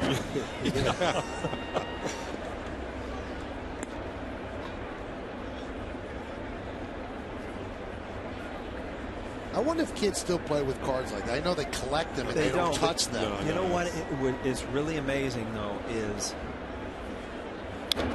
we knew all the players by the baseball cards and things like that. Now, my kids who, they're sports fans, obviously, they know stats, players, who everybody plays for, and it's not from baseball cards. It's from the video games they play. Yeah. They know what pitches they can hit, where they hit the ball, their speed. They know so much more, but it's not from reading the back of the baseball card anymore. We were kids in the Bronx. We put the baseball card in the spoke of the bicycles just to make that sound. Yeah, Mount Vernon, yeah. It was really cool. Doing a lot of using a clothespin to keep it on the spot. Yeah. I heard those stories. That wasn't a big thing. And another thing I heard is everybody played stickball in the Bronx. Absolutely. Against the wall. So 3 ground balls for Santana as he has straightened things out. He retires the Yankees in order. Let's take this to the 5th. It's 4-0 Yankees on yes.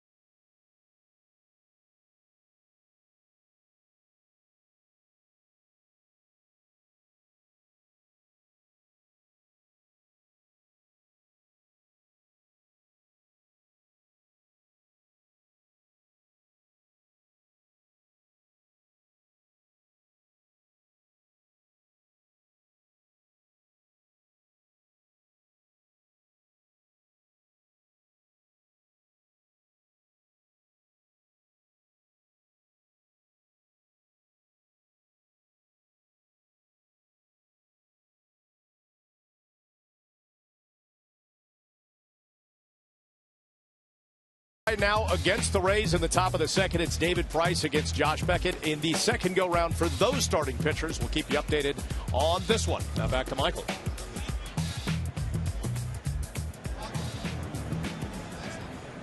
Bob, it's great to have you in the booth. Do you know that you're going to have Paul O'Neill in the studio tomorrow? Yes. Is it catered? Well, of course, everything would be catered. We're bringing in like extra trucks. I was going to say, Bob Lorenz sounds much closer to the studio. He's right over my left shoulder. I'm an absolute space invader right now with you guys. Well, Paul will be in the studio for the post game tomorrow after the game on Fox, and Bob will be there as well. Yeah. When's the last time you were in the studio, Paul? I think like 9-10 years ago. Wow. Yeah. You weren't even there yet, Bob. You know what? I got to go get some helium balloons filled. This is a monumentous occasion.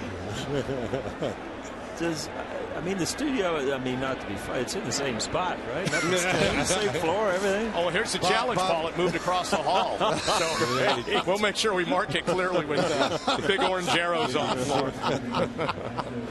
It is in the same spot, yeah. We will be slaving working while Kenny and Michael will be out doing what they do on days off. I'll be working in the garden. Oh, me too. I think I'd rather work in the studio. Yeah. Michael, what is that, a potted plant that you're working on in the city? Much. It's out on the terrace where he invited me last year. The last garden I was in was Madison Square. Yeah. Thanks a lot, Bob. We'll talk to you later. Thanks, and also with Jack and Meredith as well. So Ibar chasing that white ball is 2 for 2 against Kuroda. Albert Pujols has a hit. Those are the only 3 hits. Vernon Wells pops up to short to start this inning. And Asturias fouls it away. If you look at it, Kuroda has had the ability to throw all of his pitches past the first inning for strikes. It's not all just sinker, get to your split finger. He's thrown his breaking ball, he's thrown his split finger to get strikeouts, and he's also thrown his fastballs, but he's thrown them all for strikes. And he's gotten his double plays just at the right time. Both of them ended an inning.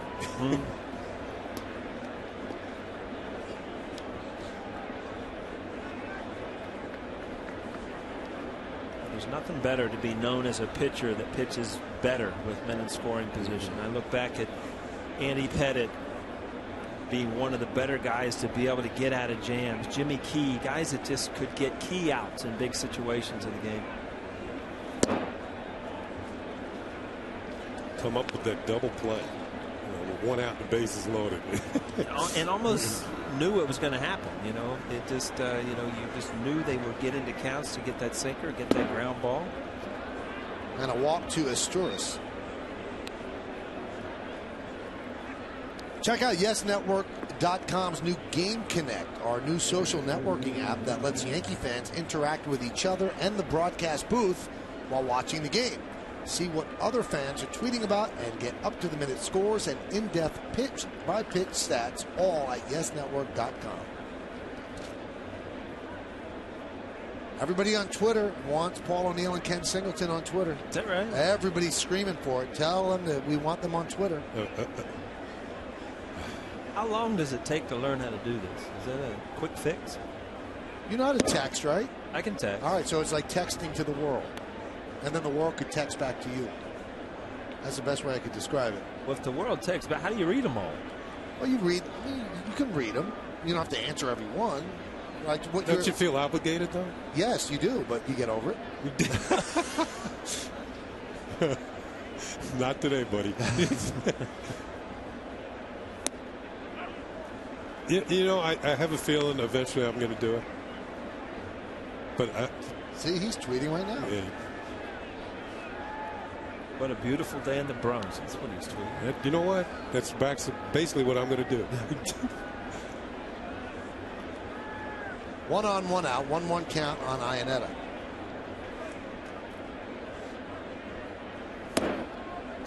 Iannetta has a good eye, had 70 walks last year while with the Rockies. That led all National League catchers.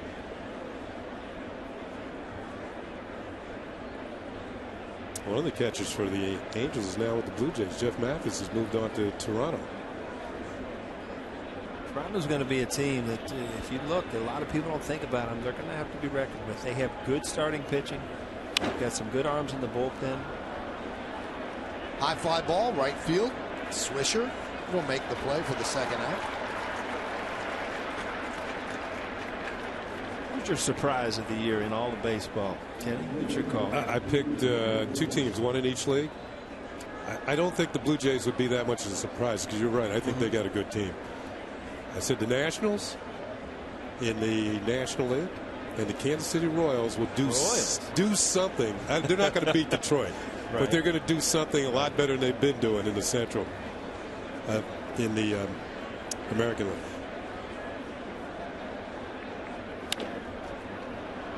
That one is driven into left center field. It is a base hit, cut off there by Gardner. So Borges picks up a single. Good speed on the bases now for the Angels. Asturias at second, Borges at first. So far, the Nationals are making me look good. They're in first place in the National League East. The splash that Strasburg made before he had his injury is like, you were tuning in just to watch him pitch, and it looks like he hasn't missed a beat. I mean, he's back. He's been dominating in the starts. He had 9 strikeouts last time. Yeah.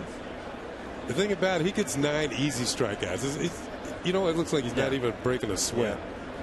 Yeah, you can tell guys that are going for strikeouts where they get ahead in the count and then they, break a ball in the dirt, trying to get the strikeout instead of just guys that just have good enough stuff to throw the ball by when they need to. You mean like Nolan Ryan? Yeah, that wasn't a fun at bat. Speaking of Nolan Ryan, it was funny that they showed the replay of the Nolan Ryan and Robin Ventura. When he came in, he headlocked him and started. And well, then they played the White Sox, and Robin Ventura is the manager, and they had to go through the formality of saying, "Hey, how you been? Everything's great." That'd be a weird thing. Ground ball right to Cano. He gets Ibar, and that'll do it. So the Angels strand 2. We're halfway through, coming up in the bottom of the 5th inning. Derek Jeter, the captain, will lead off. Then it's on to Curtis Granderson, and after that, Alex Rodriguez, who had a home run his last time up.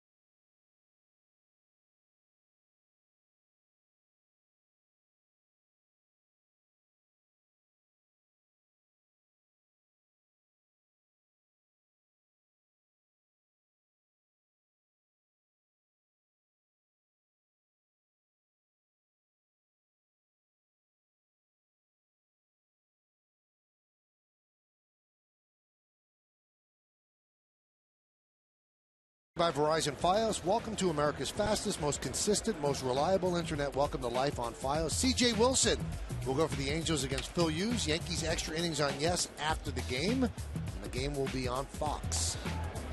Derek Jeter will likely be in the game, and he's at the plate right now. Takes a pitch outside. Jeter's 0 for 2. He struck out and grounded to short. 4-0 Yankees. They scored 3 in the first on Nick Swisher's bases loaded double. And then Alex Rodriguez's solo home run in the third. That one's popped up. Abreu makes the play. 1 down.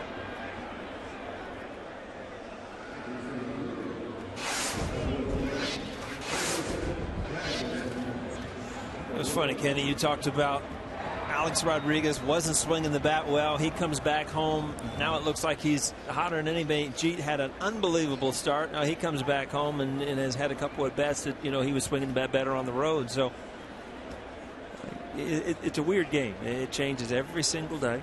From at bat to at bat. Jeter is 2 hits away from 3,100 now.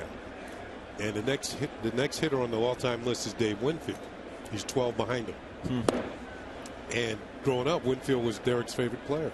Oh, is that right? Yeah, so he's got a chance to catch the guy he used to root for years ago. Trying to get the connection there. Winfield went to Minnesota University, played basketball, and ended up in San Diego. Yeah. Trying to figure out how Jeet. I think it was the years with the Yankees. Derek loved the Yankees.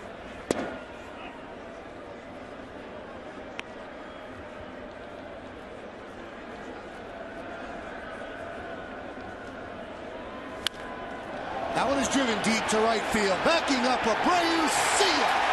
A laser beam into the short porch and right. Solo home run for Granderson. His second of the year. 5-0 Yanks. Well, Santana been throwing breaking ball to Granderson, and I believe this is a breaking ball. This one didn't have the bite that the other ones had until it hit the seats. Kenny, the funny thing is, and you just said it, and we'll look at here. I mean, a dangerous pitch to lefties down and in, and you're right. Just kind of hung there. Next thing you know, he hung one out into right field. But you were just saying how things change, not day to day, but at bat to at bat. He came into that at bat striking out 0 for 2 with 2 strikeouts. Next thing you know, you're 1 for 3 with a home run. Breaking ball to Alex Rodriguez. Let's take a look at the Home Depot scouting report on Alex, and it's brought to you by the Home Depot. He's now tied with Ken Griffey Jr. on the all-time list, 5th place, 630 homers. Willie Mays is next, 660. Say Hey Kid and Albert Pujols. Only one player in the last 10 years has hit more home runs, scored more runs, and driven in more runs than Alex Rodriguez. And he's here today, Albert Pujols. A lot of offense in 2 players.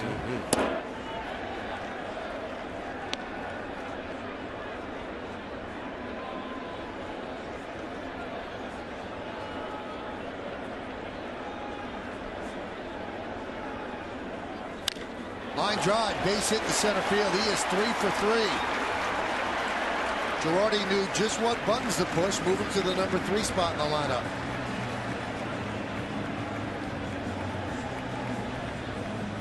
This is what we saw in the open. Pujols comes into this season with those numbers, and first 11 seasons, that's what Alex did, and that's what Lou Gehrig did.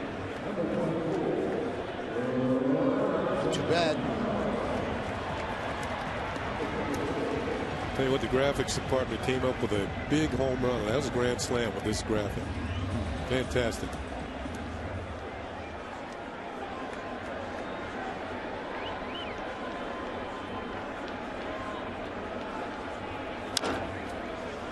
Rolled over on that one. Ground ball to Pujols. They get one on to first. Not in time.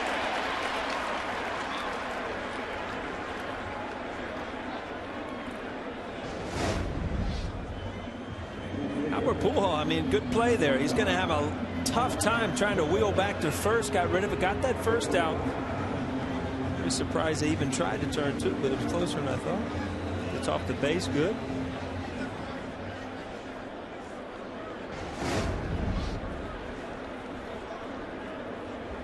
As he is, he's a pretty good defensive player. 2 Gold Gloves. It's not all about that Silver Slugger award. I'll tell you one thing, he's going to be hard pressed to win the Gold Glove in the American League because of that guy standing at the plate right now. Mark Teixeira defensively, second to none. Another good one in the East as well. Adrian Gonzalez is outstanding with Boston. Gonzalez actually did win the Gold Glove last year. And these guys are collectors of precious metals.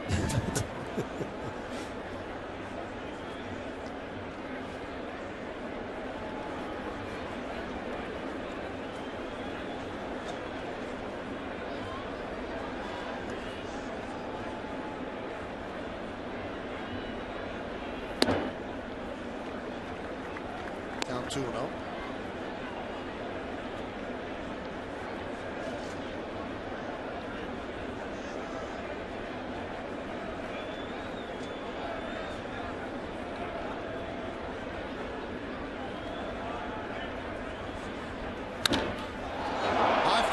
Deep center. Borge is back. Track. Wall makes the play for the final out of the 5th inning. But the Yankees get a run on 2 hits and 1 man left on base. Coming up in the 6th inning, one of the best players in baseball history, Albert Pujols.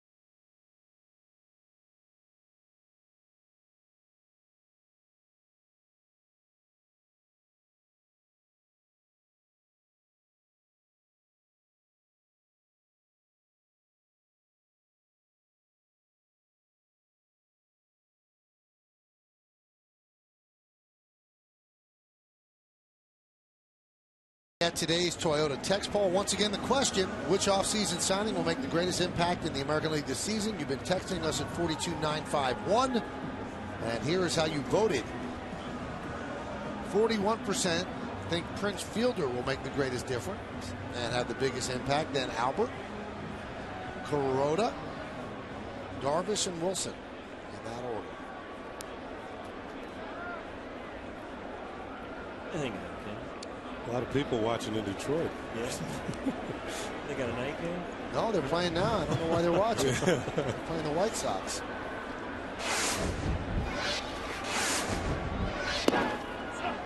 Bobby Abreu takes a strike.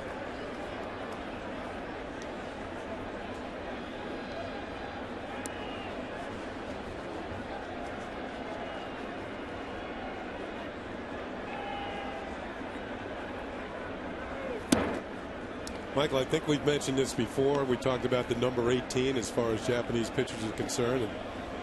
And, number 18 is a number of honor for a pitcher in Japan.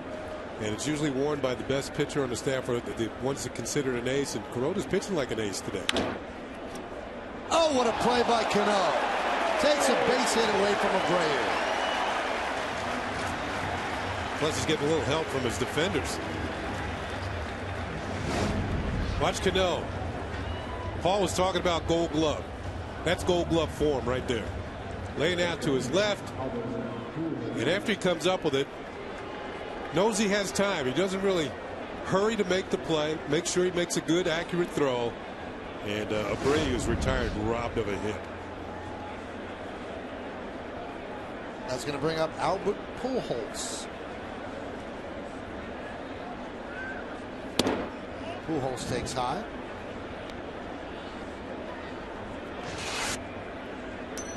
Pujols fly to left in the first inning and then singled up the middle in the fourth. Fastball. 2 fastballs in this count. His first couple of bats have been fastballs. Oh, look out.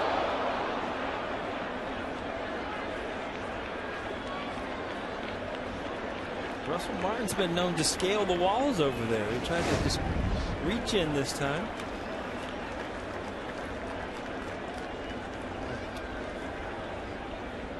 Watch out, Paul. I'm getting out of the way. What happens there is you expect that rail to be there, and it looked like he got right there in the steps where that rail ended.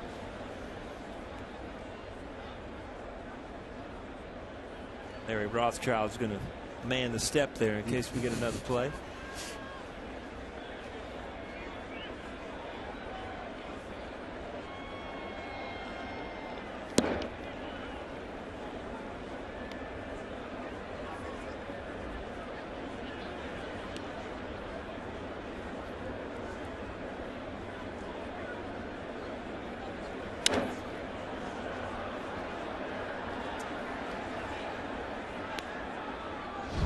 Here's the Mazda pitch profile brought to you by Mazda.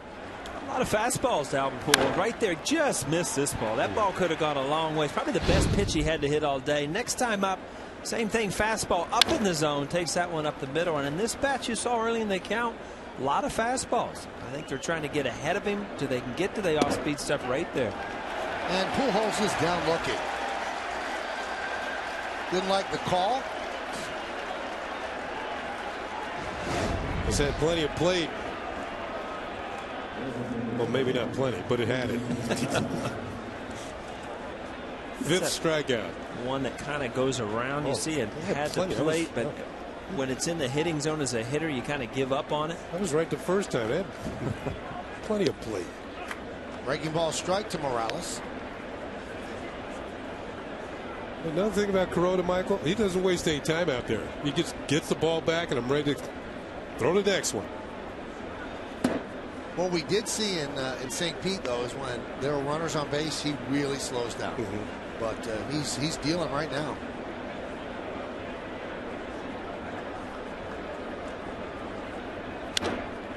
Served out into left field. Gardner comes in, makes the play in a 1-2-3 inning for Kuroda and the Yankees. As we go to the bottom of the 6th, let's check out a sneak peek of the Three Stooges, the movie, in theaters today.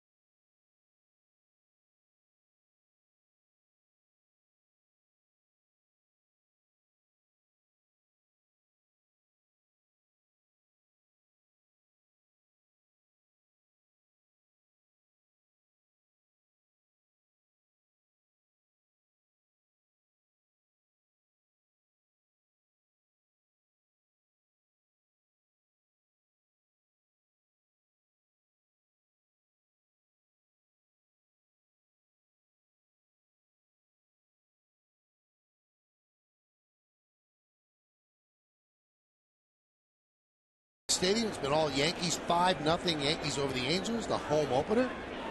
Nick Swisher, a big bases loaded double in the first inning to clear the bases, give the Yankees a 3-0 lead. The home opener has been good to the Yankees, especially since 1998. Their record in home openers since 98 is 13-1. Sounds like the players get energized by the crowd, and vice versa.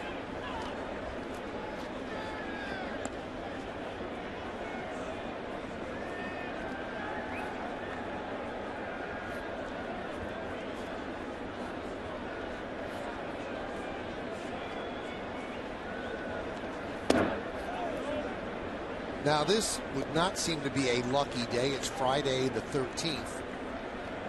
So I looked up the Yankees' record in home openers when they opened on April the 13th. Not always Friday the 13th, but April the 13th. They're 6-0.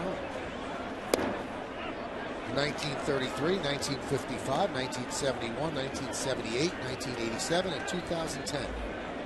And number 13, Alex Rodriguez, has a home run in this game. None of those previous 6 were on Friday the 13th. You superstitious, Paul? No, I'm just looking at all these years. Do you know if they did well those years? 33 and 55? I have no clue. 78 was good, huh? 78, they won 55. They actually lost to the Dodgers in the World Series.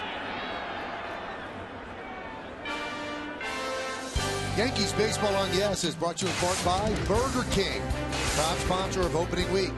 By Acura Advance, and by DirecTV. If you call yourself a sports fan, you've got to get DirecTV. You call yourself a sports fan? I love sports. Yeah. How about you? Yeah. It takes up a lot of my time now. The boys are gone in college. I watch a lot of it by myself. And Neville doesn't join you? No, she's not much into it. And Allie's into her dance, so that leaves me on the couch with the dog, right? Yeah, he's not saying much, is he? How's Dink the dog? Dink's doing really well.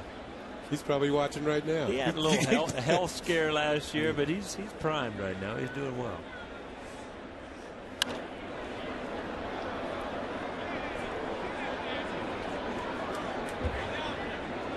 He's probably thinking, I know that voice. That's right. Where is he? What is that? It's the elevator again.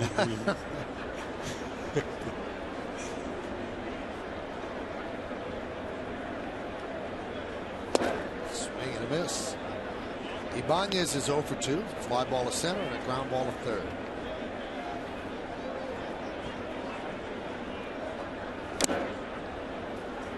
Foul tip and held on to by Iannetta. 2 away.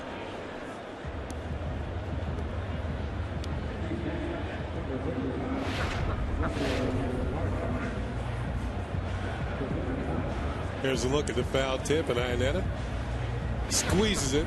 I hated that. Oh, hold on. Because you know what that bothered me, because you know there's no talent involved right there, because there's no catcher in the world that can, you know,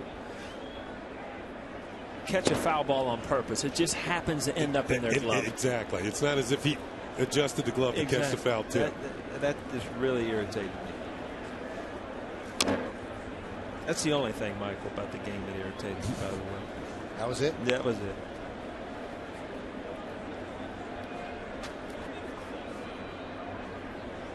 This will be Santana's 100th pitch of the afternoon.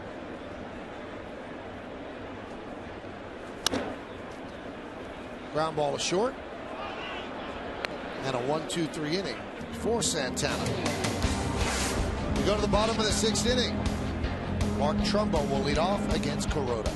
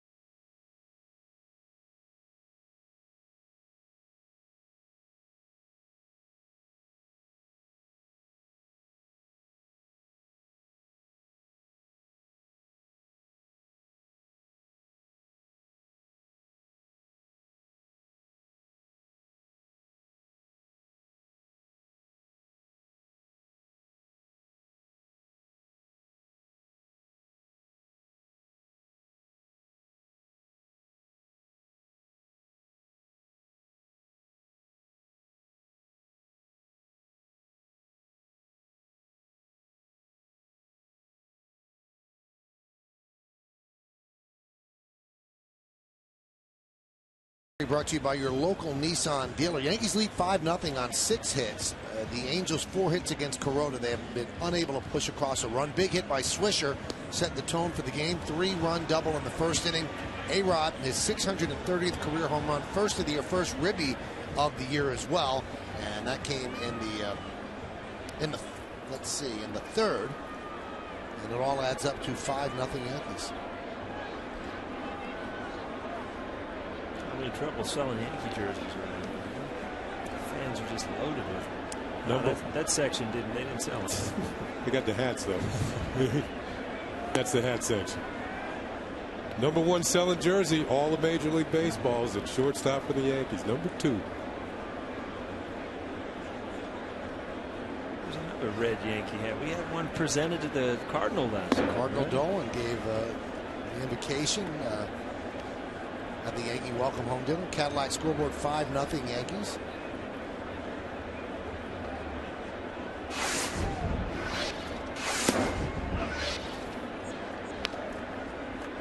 After he got named Cardinal, he was telling me that one of the big honors, he was asked when he got named Cardinal, did you always want to be a Cardinal? He said, yeah, I wanted to be Stan Musial. Because he grew up in St. Louis. And when he got back to New York, Stan Musial had sent him a Cardinal cap with his name signed. Wow, pretty cool. Very neat. Debbie Timon last night had, the order of everything. And when people like that show up to dinners, you don't really know how long they're going to stay, if they're going to say the prayer and possibly leave or whatever. I'm sure he has a busy schedule. And she said, how long can we expect you? He said, what's for dessert? So we knew we had him for the whole night. He's a good guy. Yeah. Very, very, very funny, outgoing. Ground ball to third. Alex Rodriguez gets Trumbo for the first out. Emotional night in Manhattan. The Yankee welcome home dinner. Before the dinner, the team signs autographs about an hour and a half. Then big, well-produced introduction. Nice dinner. Filet mignon. And really emotional speeches by Gene Monahan, the former Yankee trainer, and Jorge Posada. And Jorge got up there and said, I'm not going to cry. He was borderline. And he was borderline. He was teetering. He got choked up and got off the stage. I got to sit at the table with your lovely wife while you sat up there and MC. That's right. The place was packed last night, too. They raised $1.3 million. That one is popped up down the right field line, and it's a foul ball.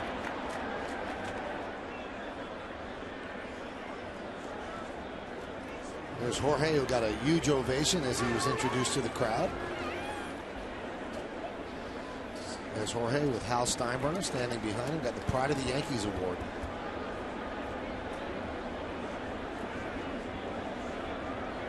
Jason Isringhausen warming in the bullpen. Didn't you get that award one year? Yeah, the year after I retired. Yeah. Actually, my daughter was with us last night. She said the same thing. Did you get that award? I said, yeah. She said, did you have to do that speech? I said, yeah. Been a while ago. She didn't remember. She was like that 6 stuff. then, right? She didn't remember that stuff. Did you cry?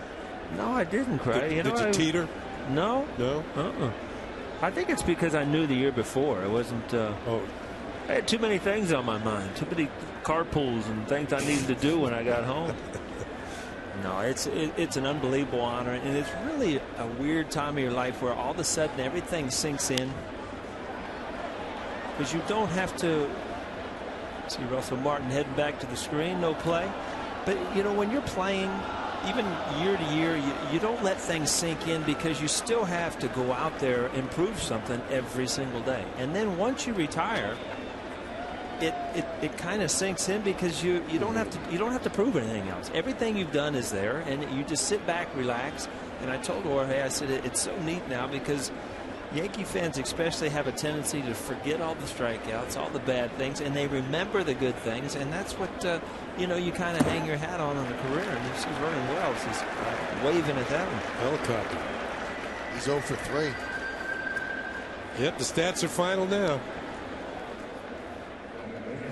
Unless you're from Texas and you're a pitcher, then you come back every other year, right?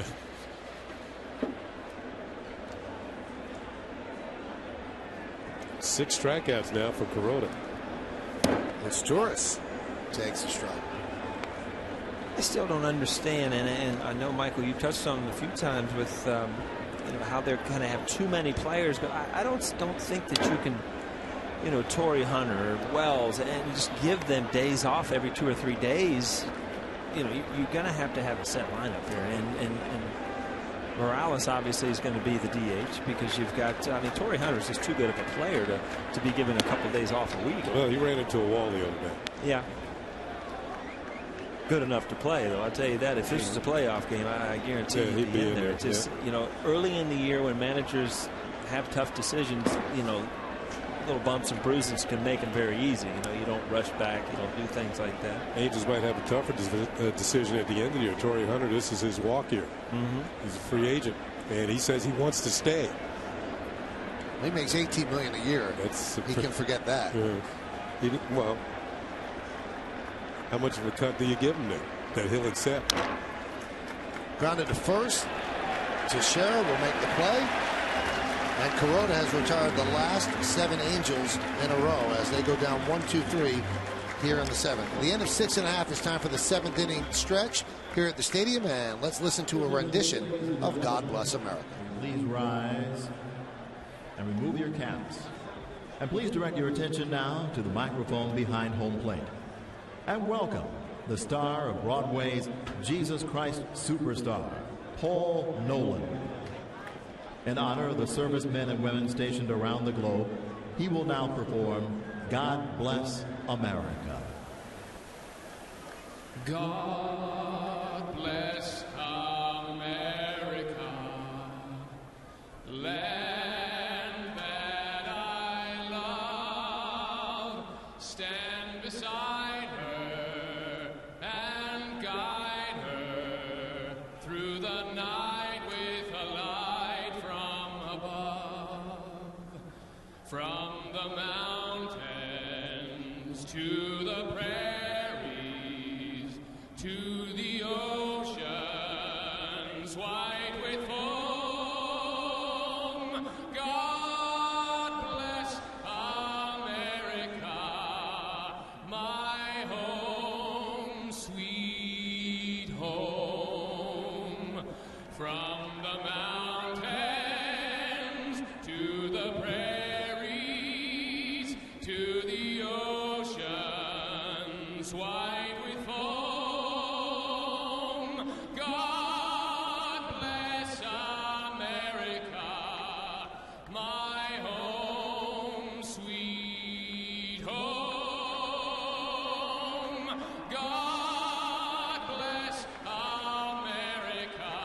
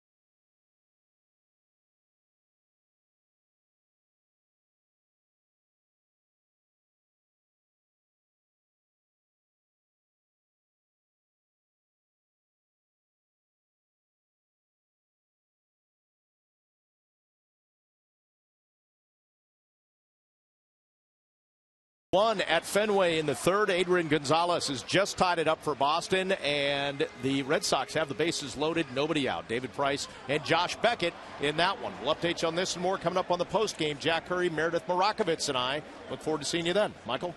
Thank you, Bob. So here at the stadium, it has been all Yankees and all Hiroki Kuroda.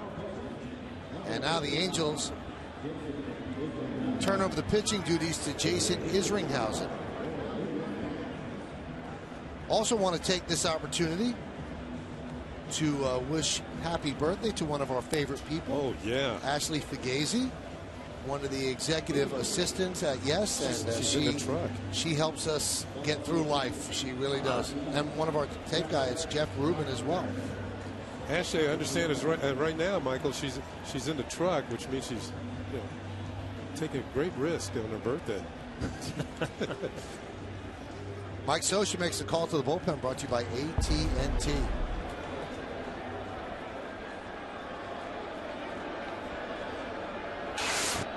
Isringhausen with the Mets last year. Now in 3 games with the Angels, 2 1/3 innings. With Brett Gardner. Pitches low. Cadillac scoreboard has the Yankees up 5-0.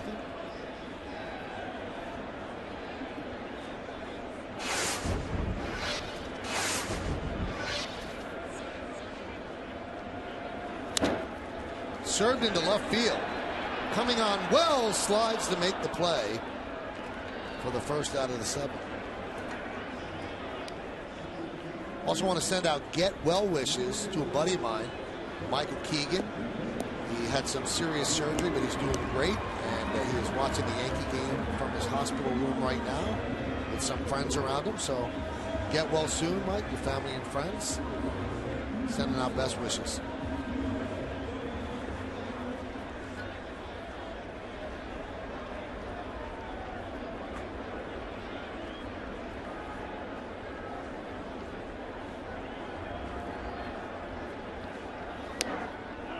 Derek Jeter takes a strike. Derek is 0 for 3.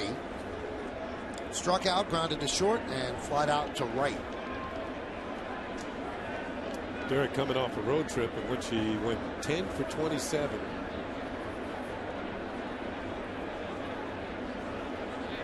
Put a lot of stock on how you started the season. I mean, it is. I was usually a slow starter. Oh, really? Yeah. See, I always got off to decent, and it just the years that you look back as being your best years, you always got off to a great start.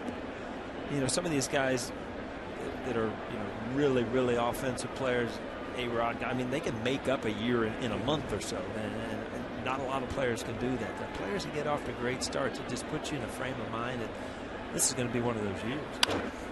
Jeter wraps one into right center field. That is going to be a base hit, and it gets past Borges and goes to the wall. So Jeter picks up a double here in the 7th.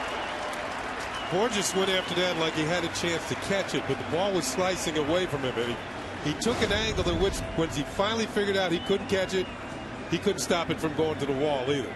The hanging breaking ball. Derek Jeter's done this so many times. You're right, Kenny. As an outfielder, you immediately off the bat take an angle if you think you can get it or if you've got to cut it off.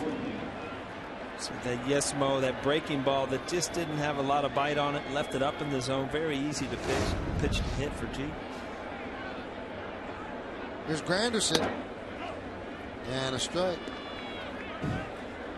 We've talked about these are 2 solid teams that you expect to see in October. Both teams capable of going to the playoffs, going deep into the playoffs. But the one thing that you would look at as a weakness for the Angels would be their bullpen. And they need length out of their starters every single game. You're absolutely right. That you look at this Angel team and you go, that's the weakness. Well, yesterday they had a 6-0 lead on the Minnesota Twins and lost the game 10-9.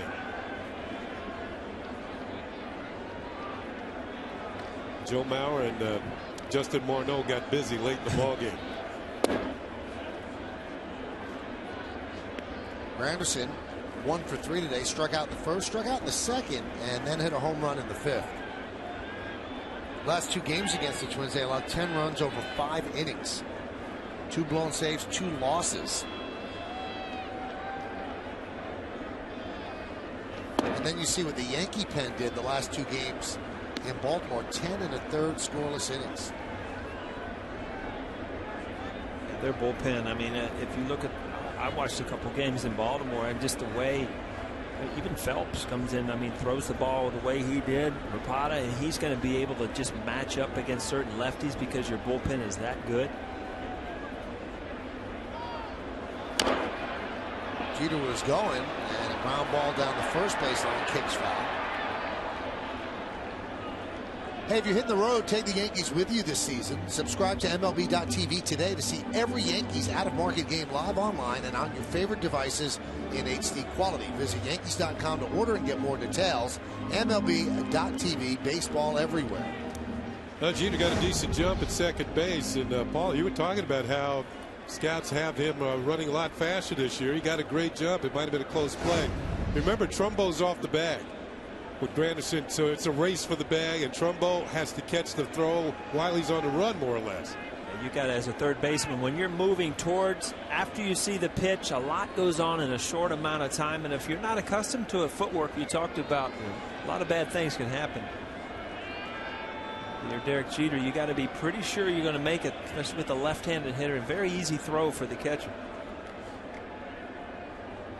2-2, grounded foul.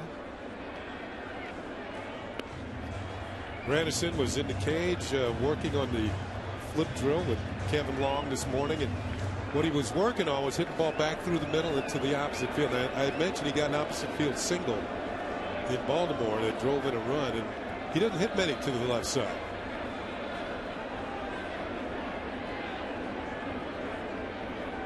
A lot of times you wait a little bit longer. You can see the pitch longer. Things happen when you wait. You start getting pull happy and you get out and want to try to hook everything. Bad things can happen. You see, this day is a really weird day for a hitter. If you look at Curtis Granderson, I mean, you've got a home run in the seats and 3 strikeouts, so it's kind of been all or nothing. Reggie Jackson calls that a Reggie day. Yeah, Reggie day. Here's Alex Rodriguez. He's having an Alex day, 3 for 3. 2 singles and a home run, his first home run of the year. If you just joined us late, Joe Girardi flip-flopped 3 and 4 in the order. Cano is now the cleanup hitter, and Alex is the number 3 hitter in the lineup. Ground ball up the middle, grabbed by Isringhausen. Now he drops it, and he will get Alex for the final out of the 7th. So the double by Jeter is wasted. We go to the 8th, 8, 9, and 1 in the Angel order coming up.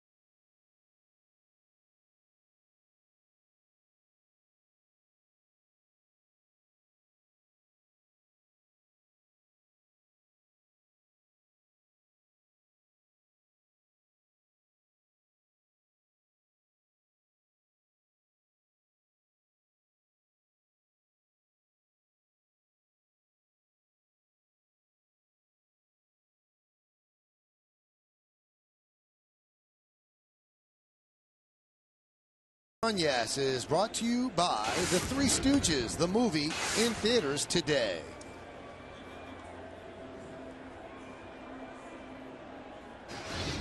We go to the 8th inning here on opening day at the stadium, the home opener for the Yankees, and boy, has Hiroki Kuroda stepped up. He was admitted some concern it's going to be different. Also knew that if he didn't perform well, the crowd would let him know. So he came into it. Full realization of the pressure that's on a new Yankee, and he has stepped up big time in a big moment. Here's Chris Iannetta against Kuroda. Ground ball to Jeter. Nice room service hop. One away.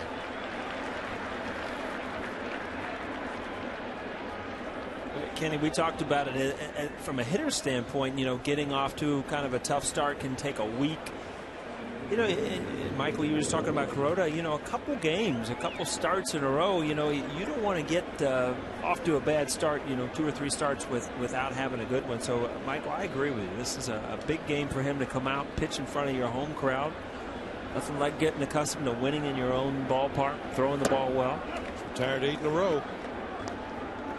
Monday scoreboard 5-0 Yankees. A couple of home runs and a bases loaded double by Nick Swisher. That's the score.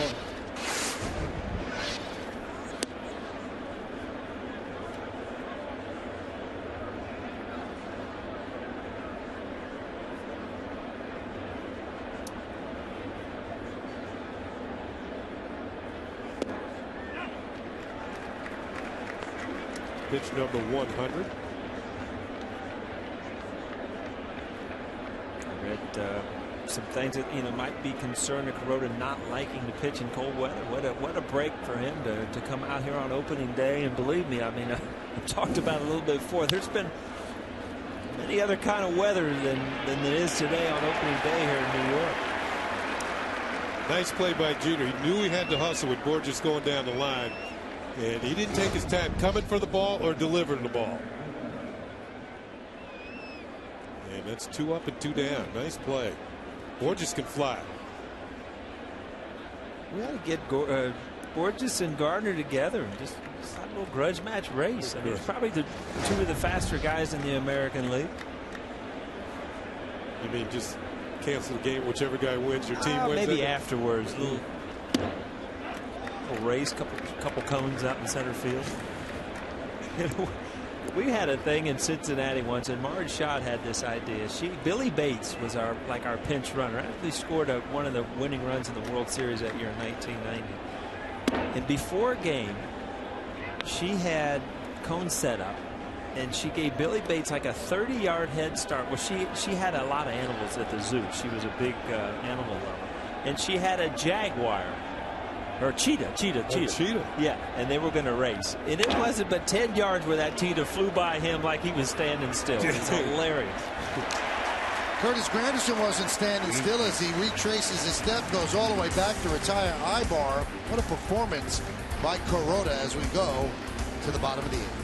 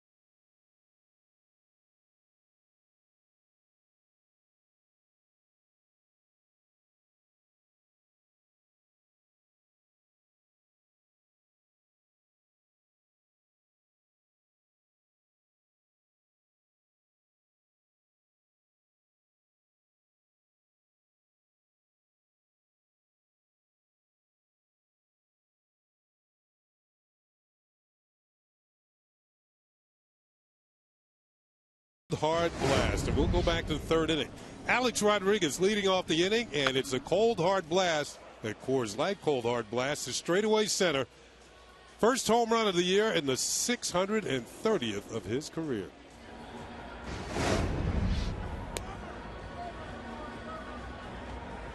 Good day for Alex. He is 3 for 4. Good day for the Yankees on the Hyundai scoreboard. They lead 5-0.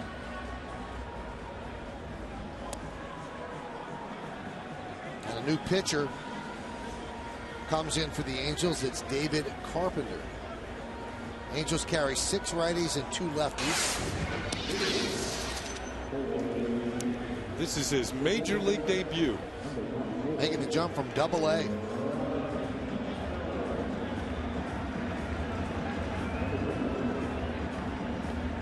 Kenny, I was just wondering, you remember those days. I was just looking at Alex Rodriguez. Good days where the sun shines on your face, beautiful day, home run, hits. It's all working for you. Dinner tastes a lot better. Oh. Day game after day game. This is my opening day weekend. Dinner's going to be great tonight.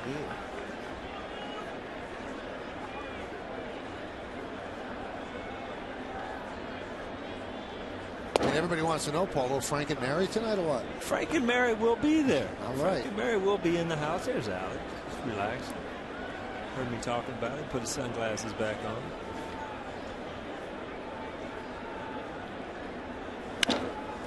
Ground ball right side. Oh, nice play by Asturias on a tough hop to retire Cano. All right, you could vote along with us for today's Chevy Player of the Game. Text your vote to 42951 or vote online at yesnetwork.com. Today's candidates are Kuroda, Swisher, or Rodriguez. Vote now, make your voice heard. Standard text messaging rates apply. Swisher got a big hit, the home run for Alex, but yeah, star of this game has to be Kuroda. I think when a pitcher throws a shutout, he deserves Player of the Game. Usually I'm the offensive pick, but today he's only given up 4 hits.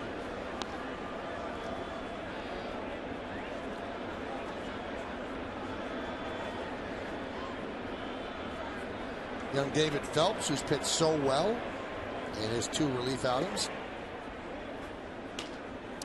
Impressed with him in Baltimore. He came in throwing strikes and struck out 4 hitters in a row looking. And you know, it wasn't like he was trying to fool anybody. It was, you're right, he just came in, threw fastballs and a curveball, threw strikes, just went after people. Was able to throw that 2-seamer in on lefties, run it back over the plate.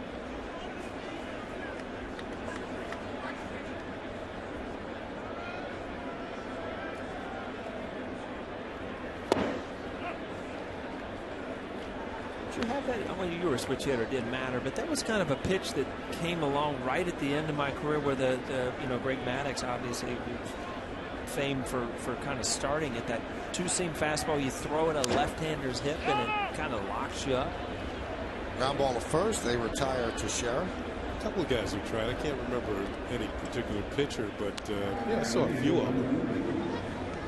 But, this copyrighted telecast is presented by authority of the New York Yankees. It may not be reproduced or retransmitted in any form. The accounts and descriptions of this game may not be disseminated without the express written consent of the New York Yankees.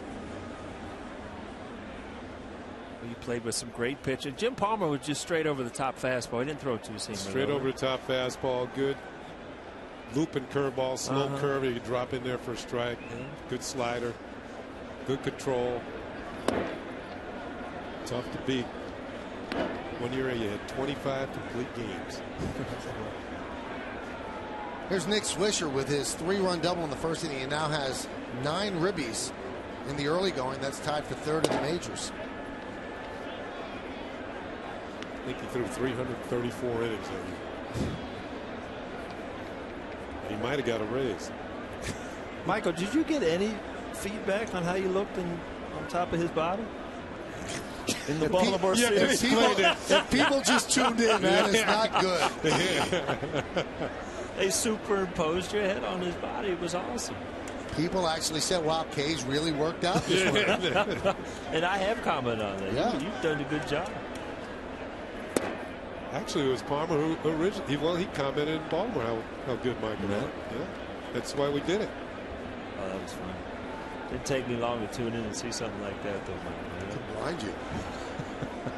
I saw you in HD, too. That's the thing. First time that I ever seen Michael speechless. He didn't know what to say. Tears are coming out of his eyes. We going to show that again or no? HD, hot diggity.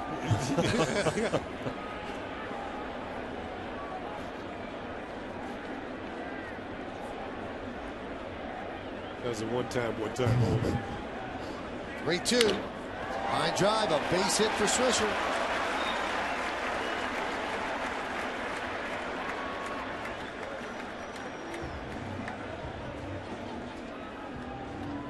Don't miss a great opening weekend tradition at the stadium on Saturday, April 14th and Sunday the 15th. That's tomorrow and Sunday. The Yankees take on these very same Angels, and it's calendar weekend. All guests in attendance at either game receive a 2012 Yankees calendar courtesy of Subway. For tickets, log on to Yankees.com. Visit the stadium ticket window, Yankees clubhouse shops, or you can call Ticketmaster at 877-469-9849. Here is Ibanez, who is 0 for 3.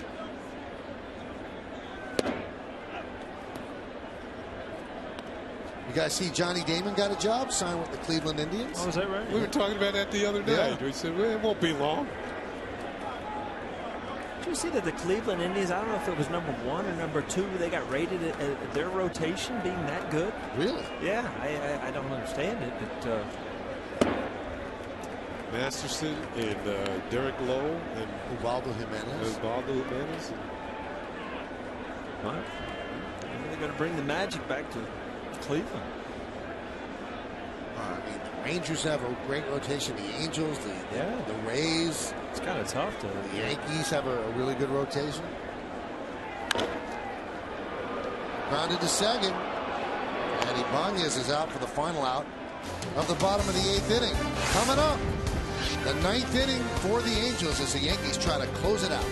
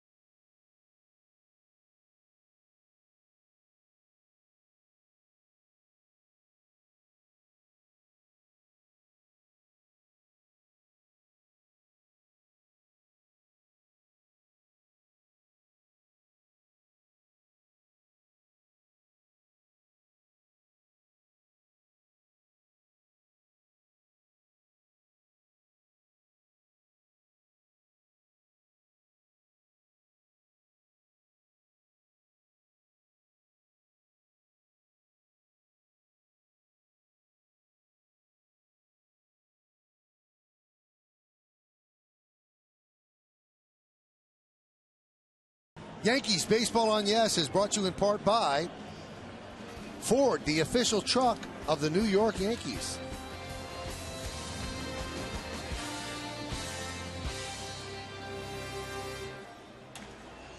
Been a great day so far for the Yankees. Opening day at the stadium as they try to go 14-1 in home openers since 1998. And Hiroki Kuroda, first time he's donned the Yankee pinstripes in a regular season game, is trying to complete this game, looking for a complete game shutout. Yankees lead 5-0. It'll be Abreu, Pujols, and Morales.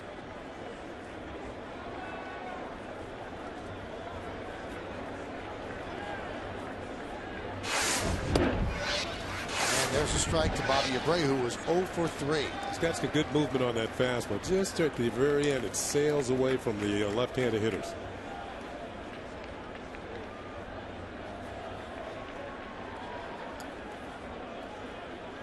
Towards the at the finish of the last inning by Kuroda, he walked into the dugout, and you can see Larry Rothschild and his interpreter asking if he's okay. And he says, "Yeah, I'm good to go." Kidding me? This is fun. Yeah. Huh?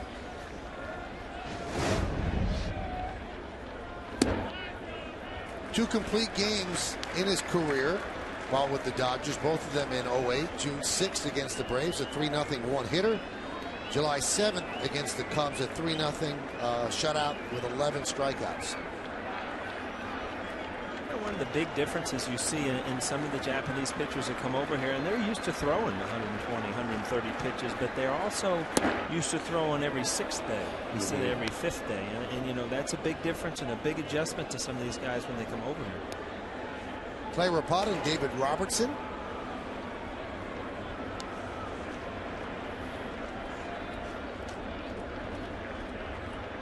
Two. Tap slowly to Jeter. He charges, fields, and has no play. A base hit for Abreu. Abreu hit it too softly. Again, you've got one shot here. You see, it goes into the glove, can't get it out. No play. Well, Girardi was going to go batter by batter. Now, once Kuroda gave up a hit, that was going to be it. He receives congratulations from the infield. He's going to get congratulations from this crowd.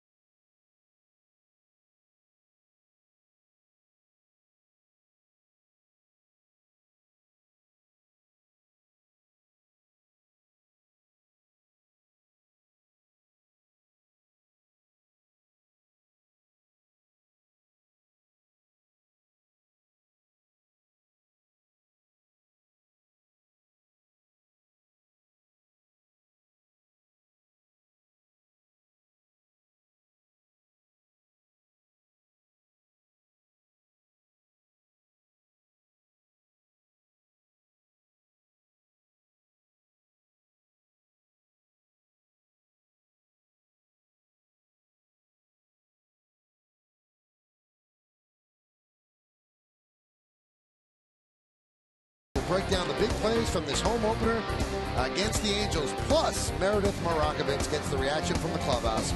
It's the WB Mason postgame, and it's only on Yes. A stage name? Sounds like a stage name. Double M. Double M?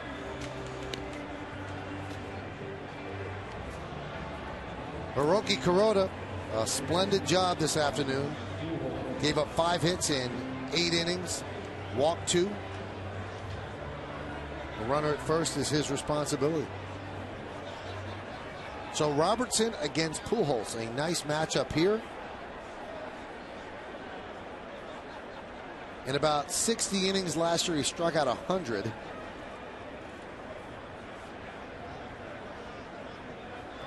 And he will deal to one of the best players in baseball.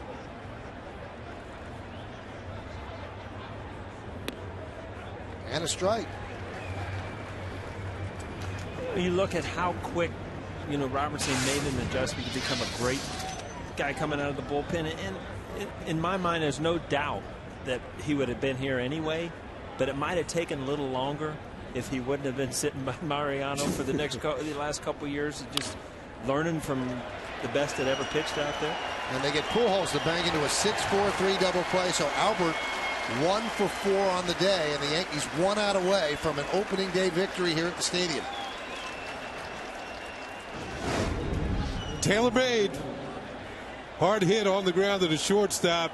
Cano had time to have a cup of coffee, maybe read the morning paper, and then get it over the first base.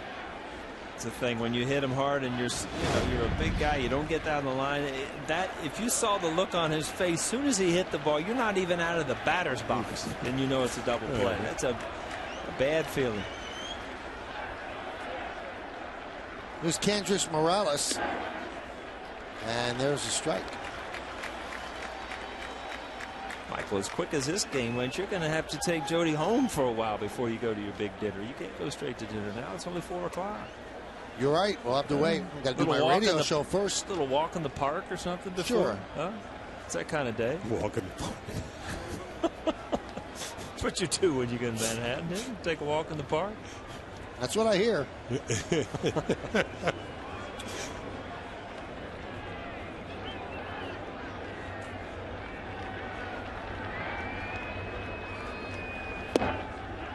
There's a strike.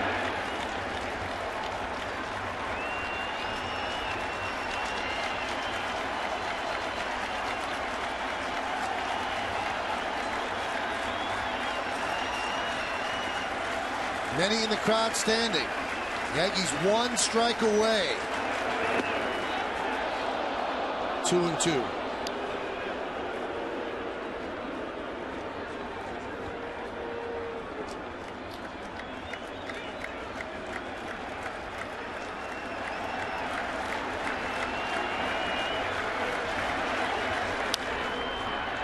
Out of the way.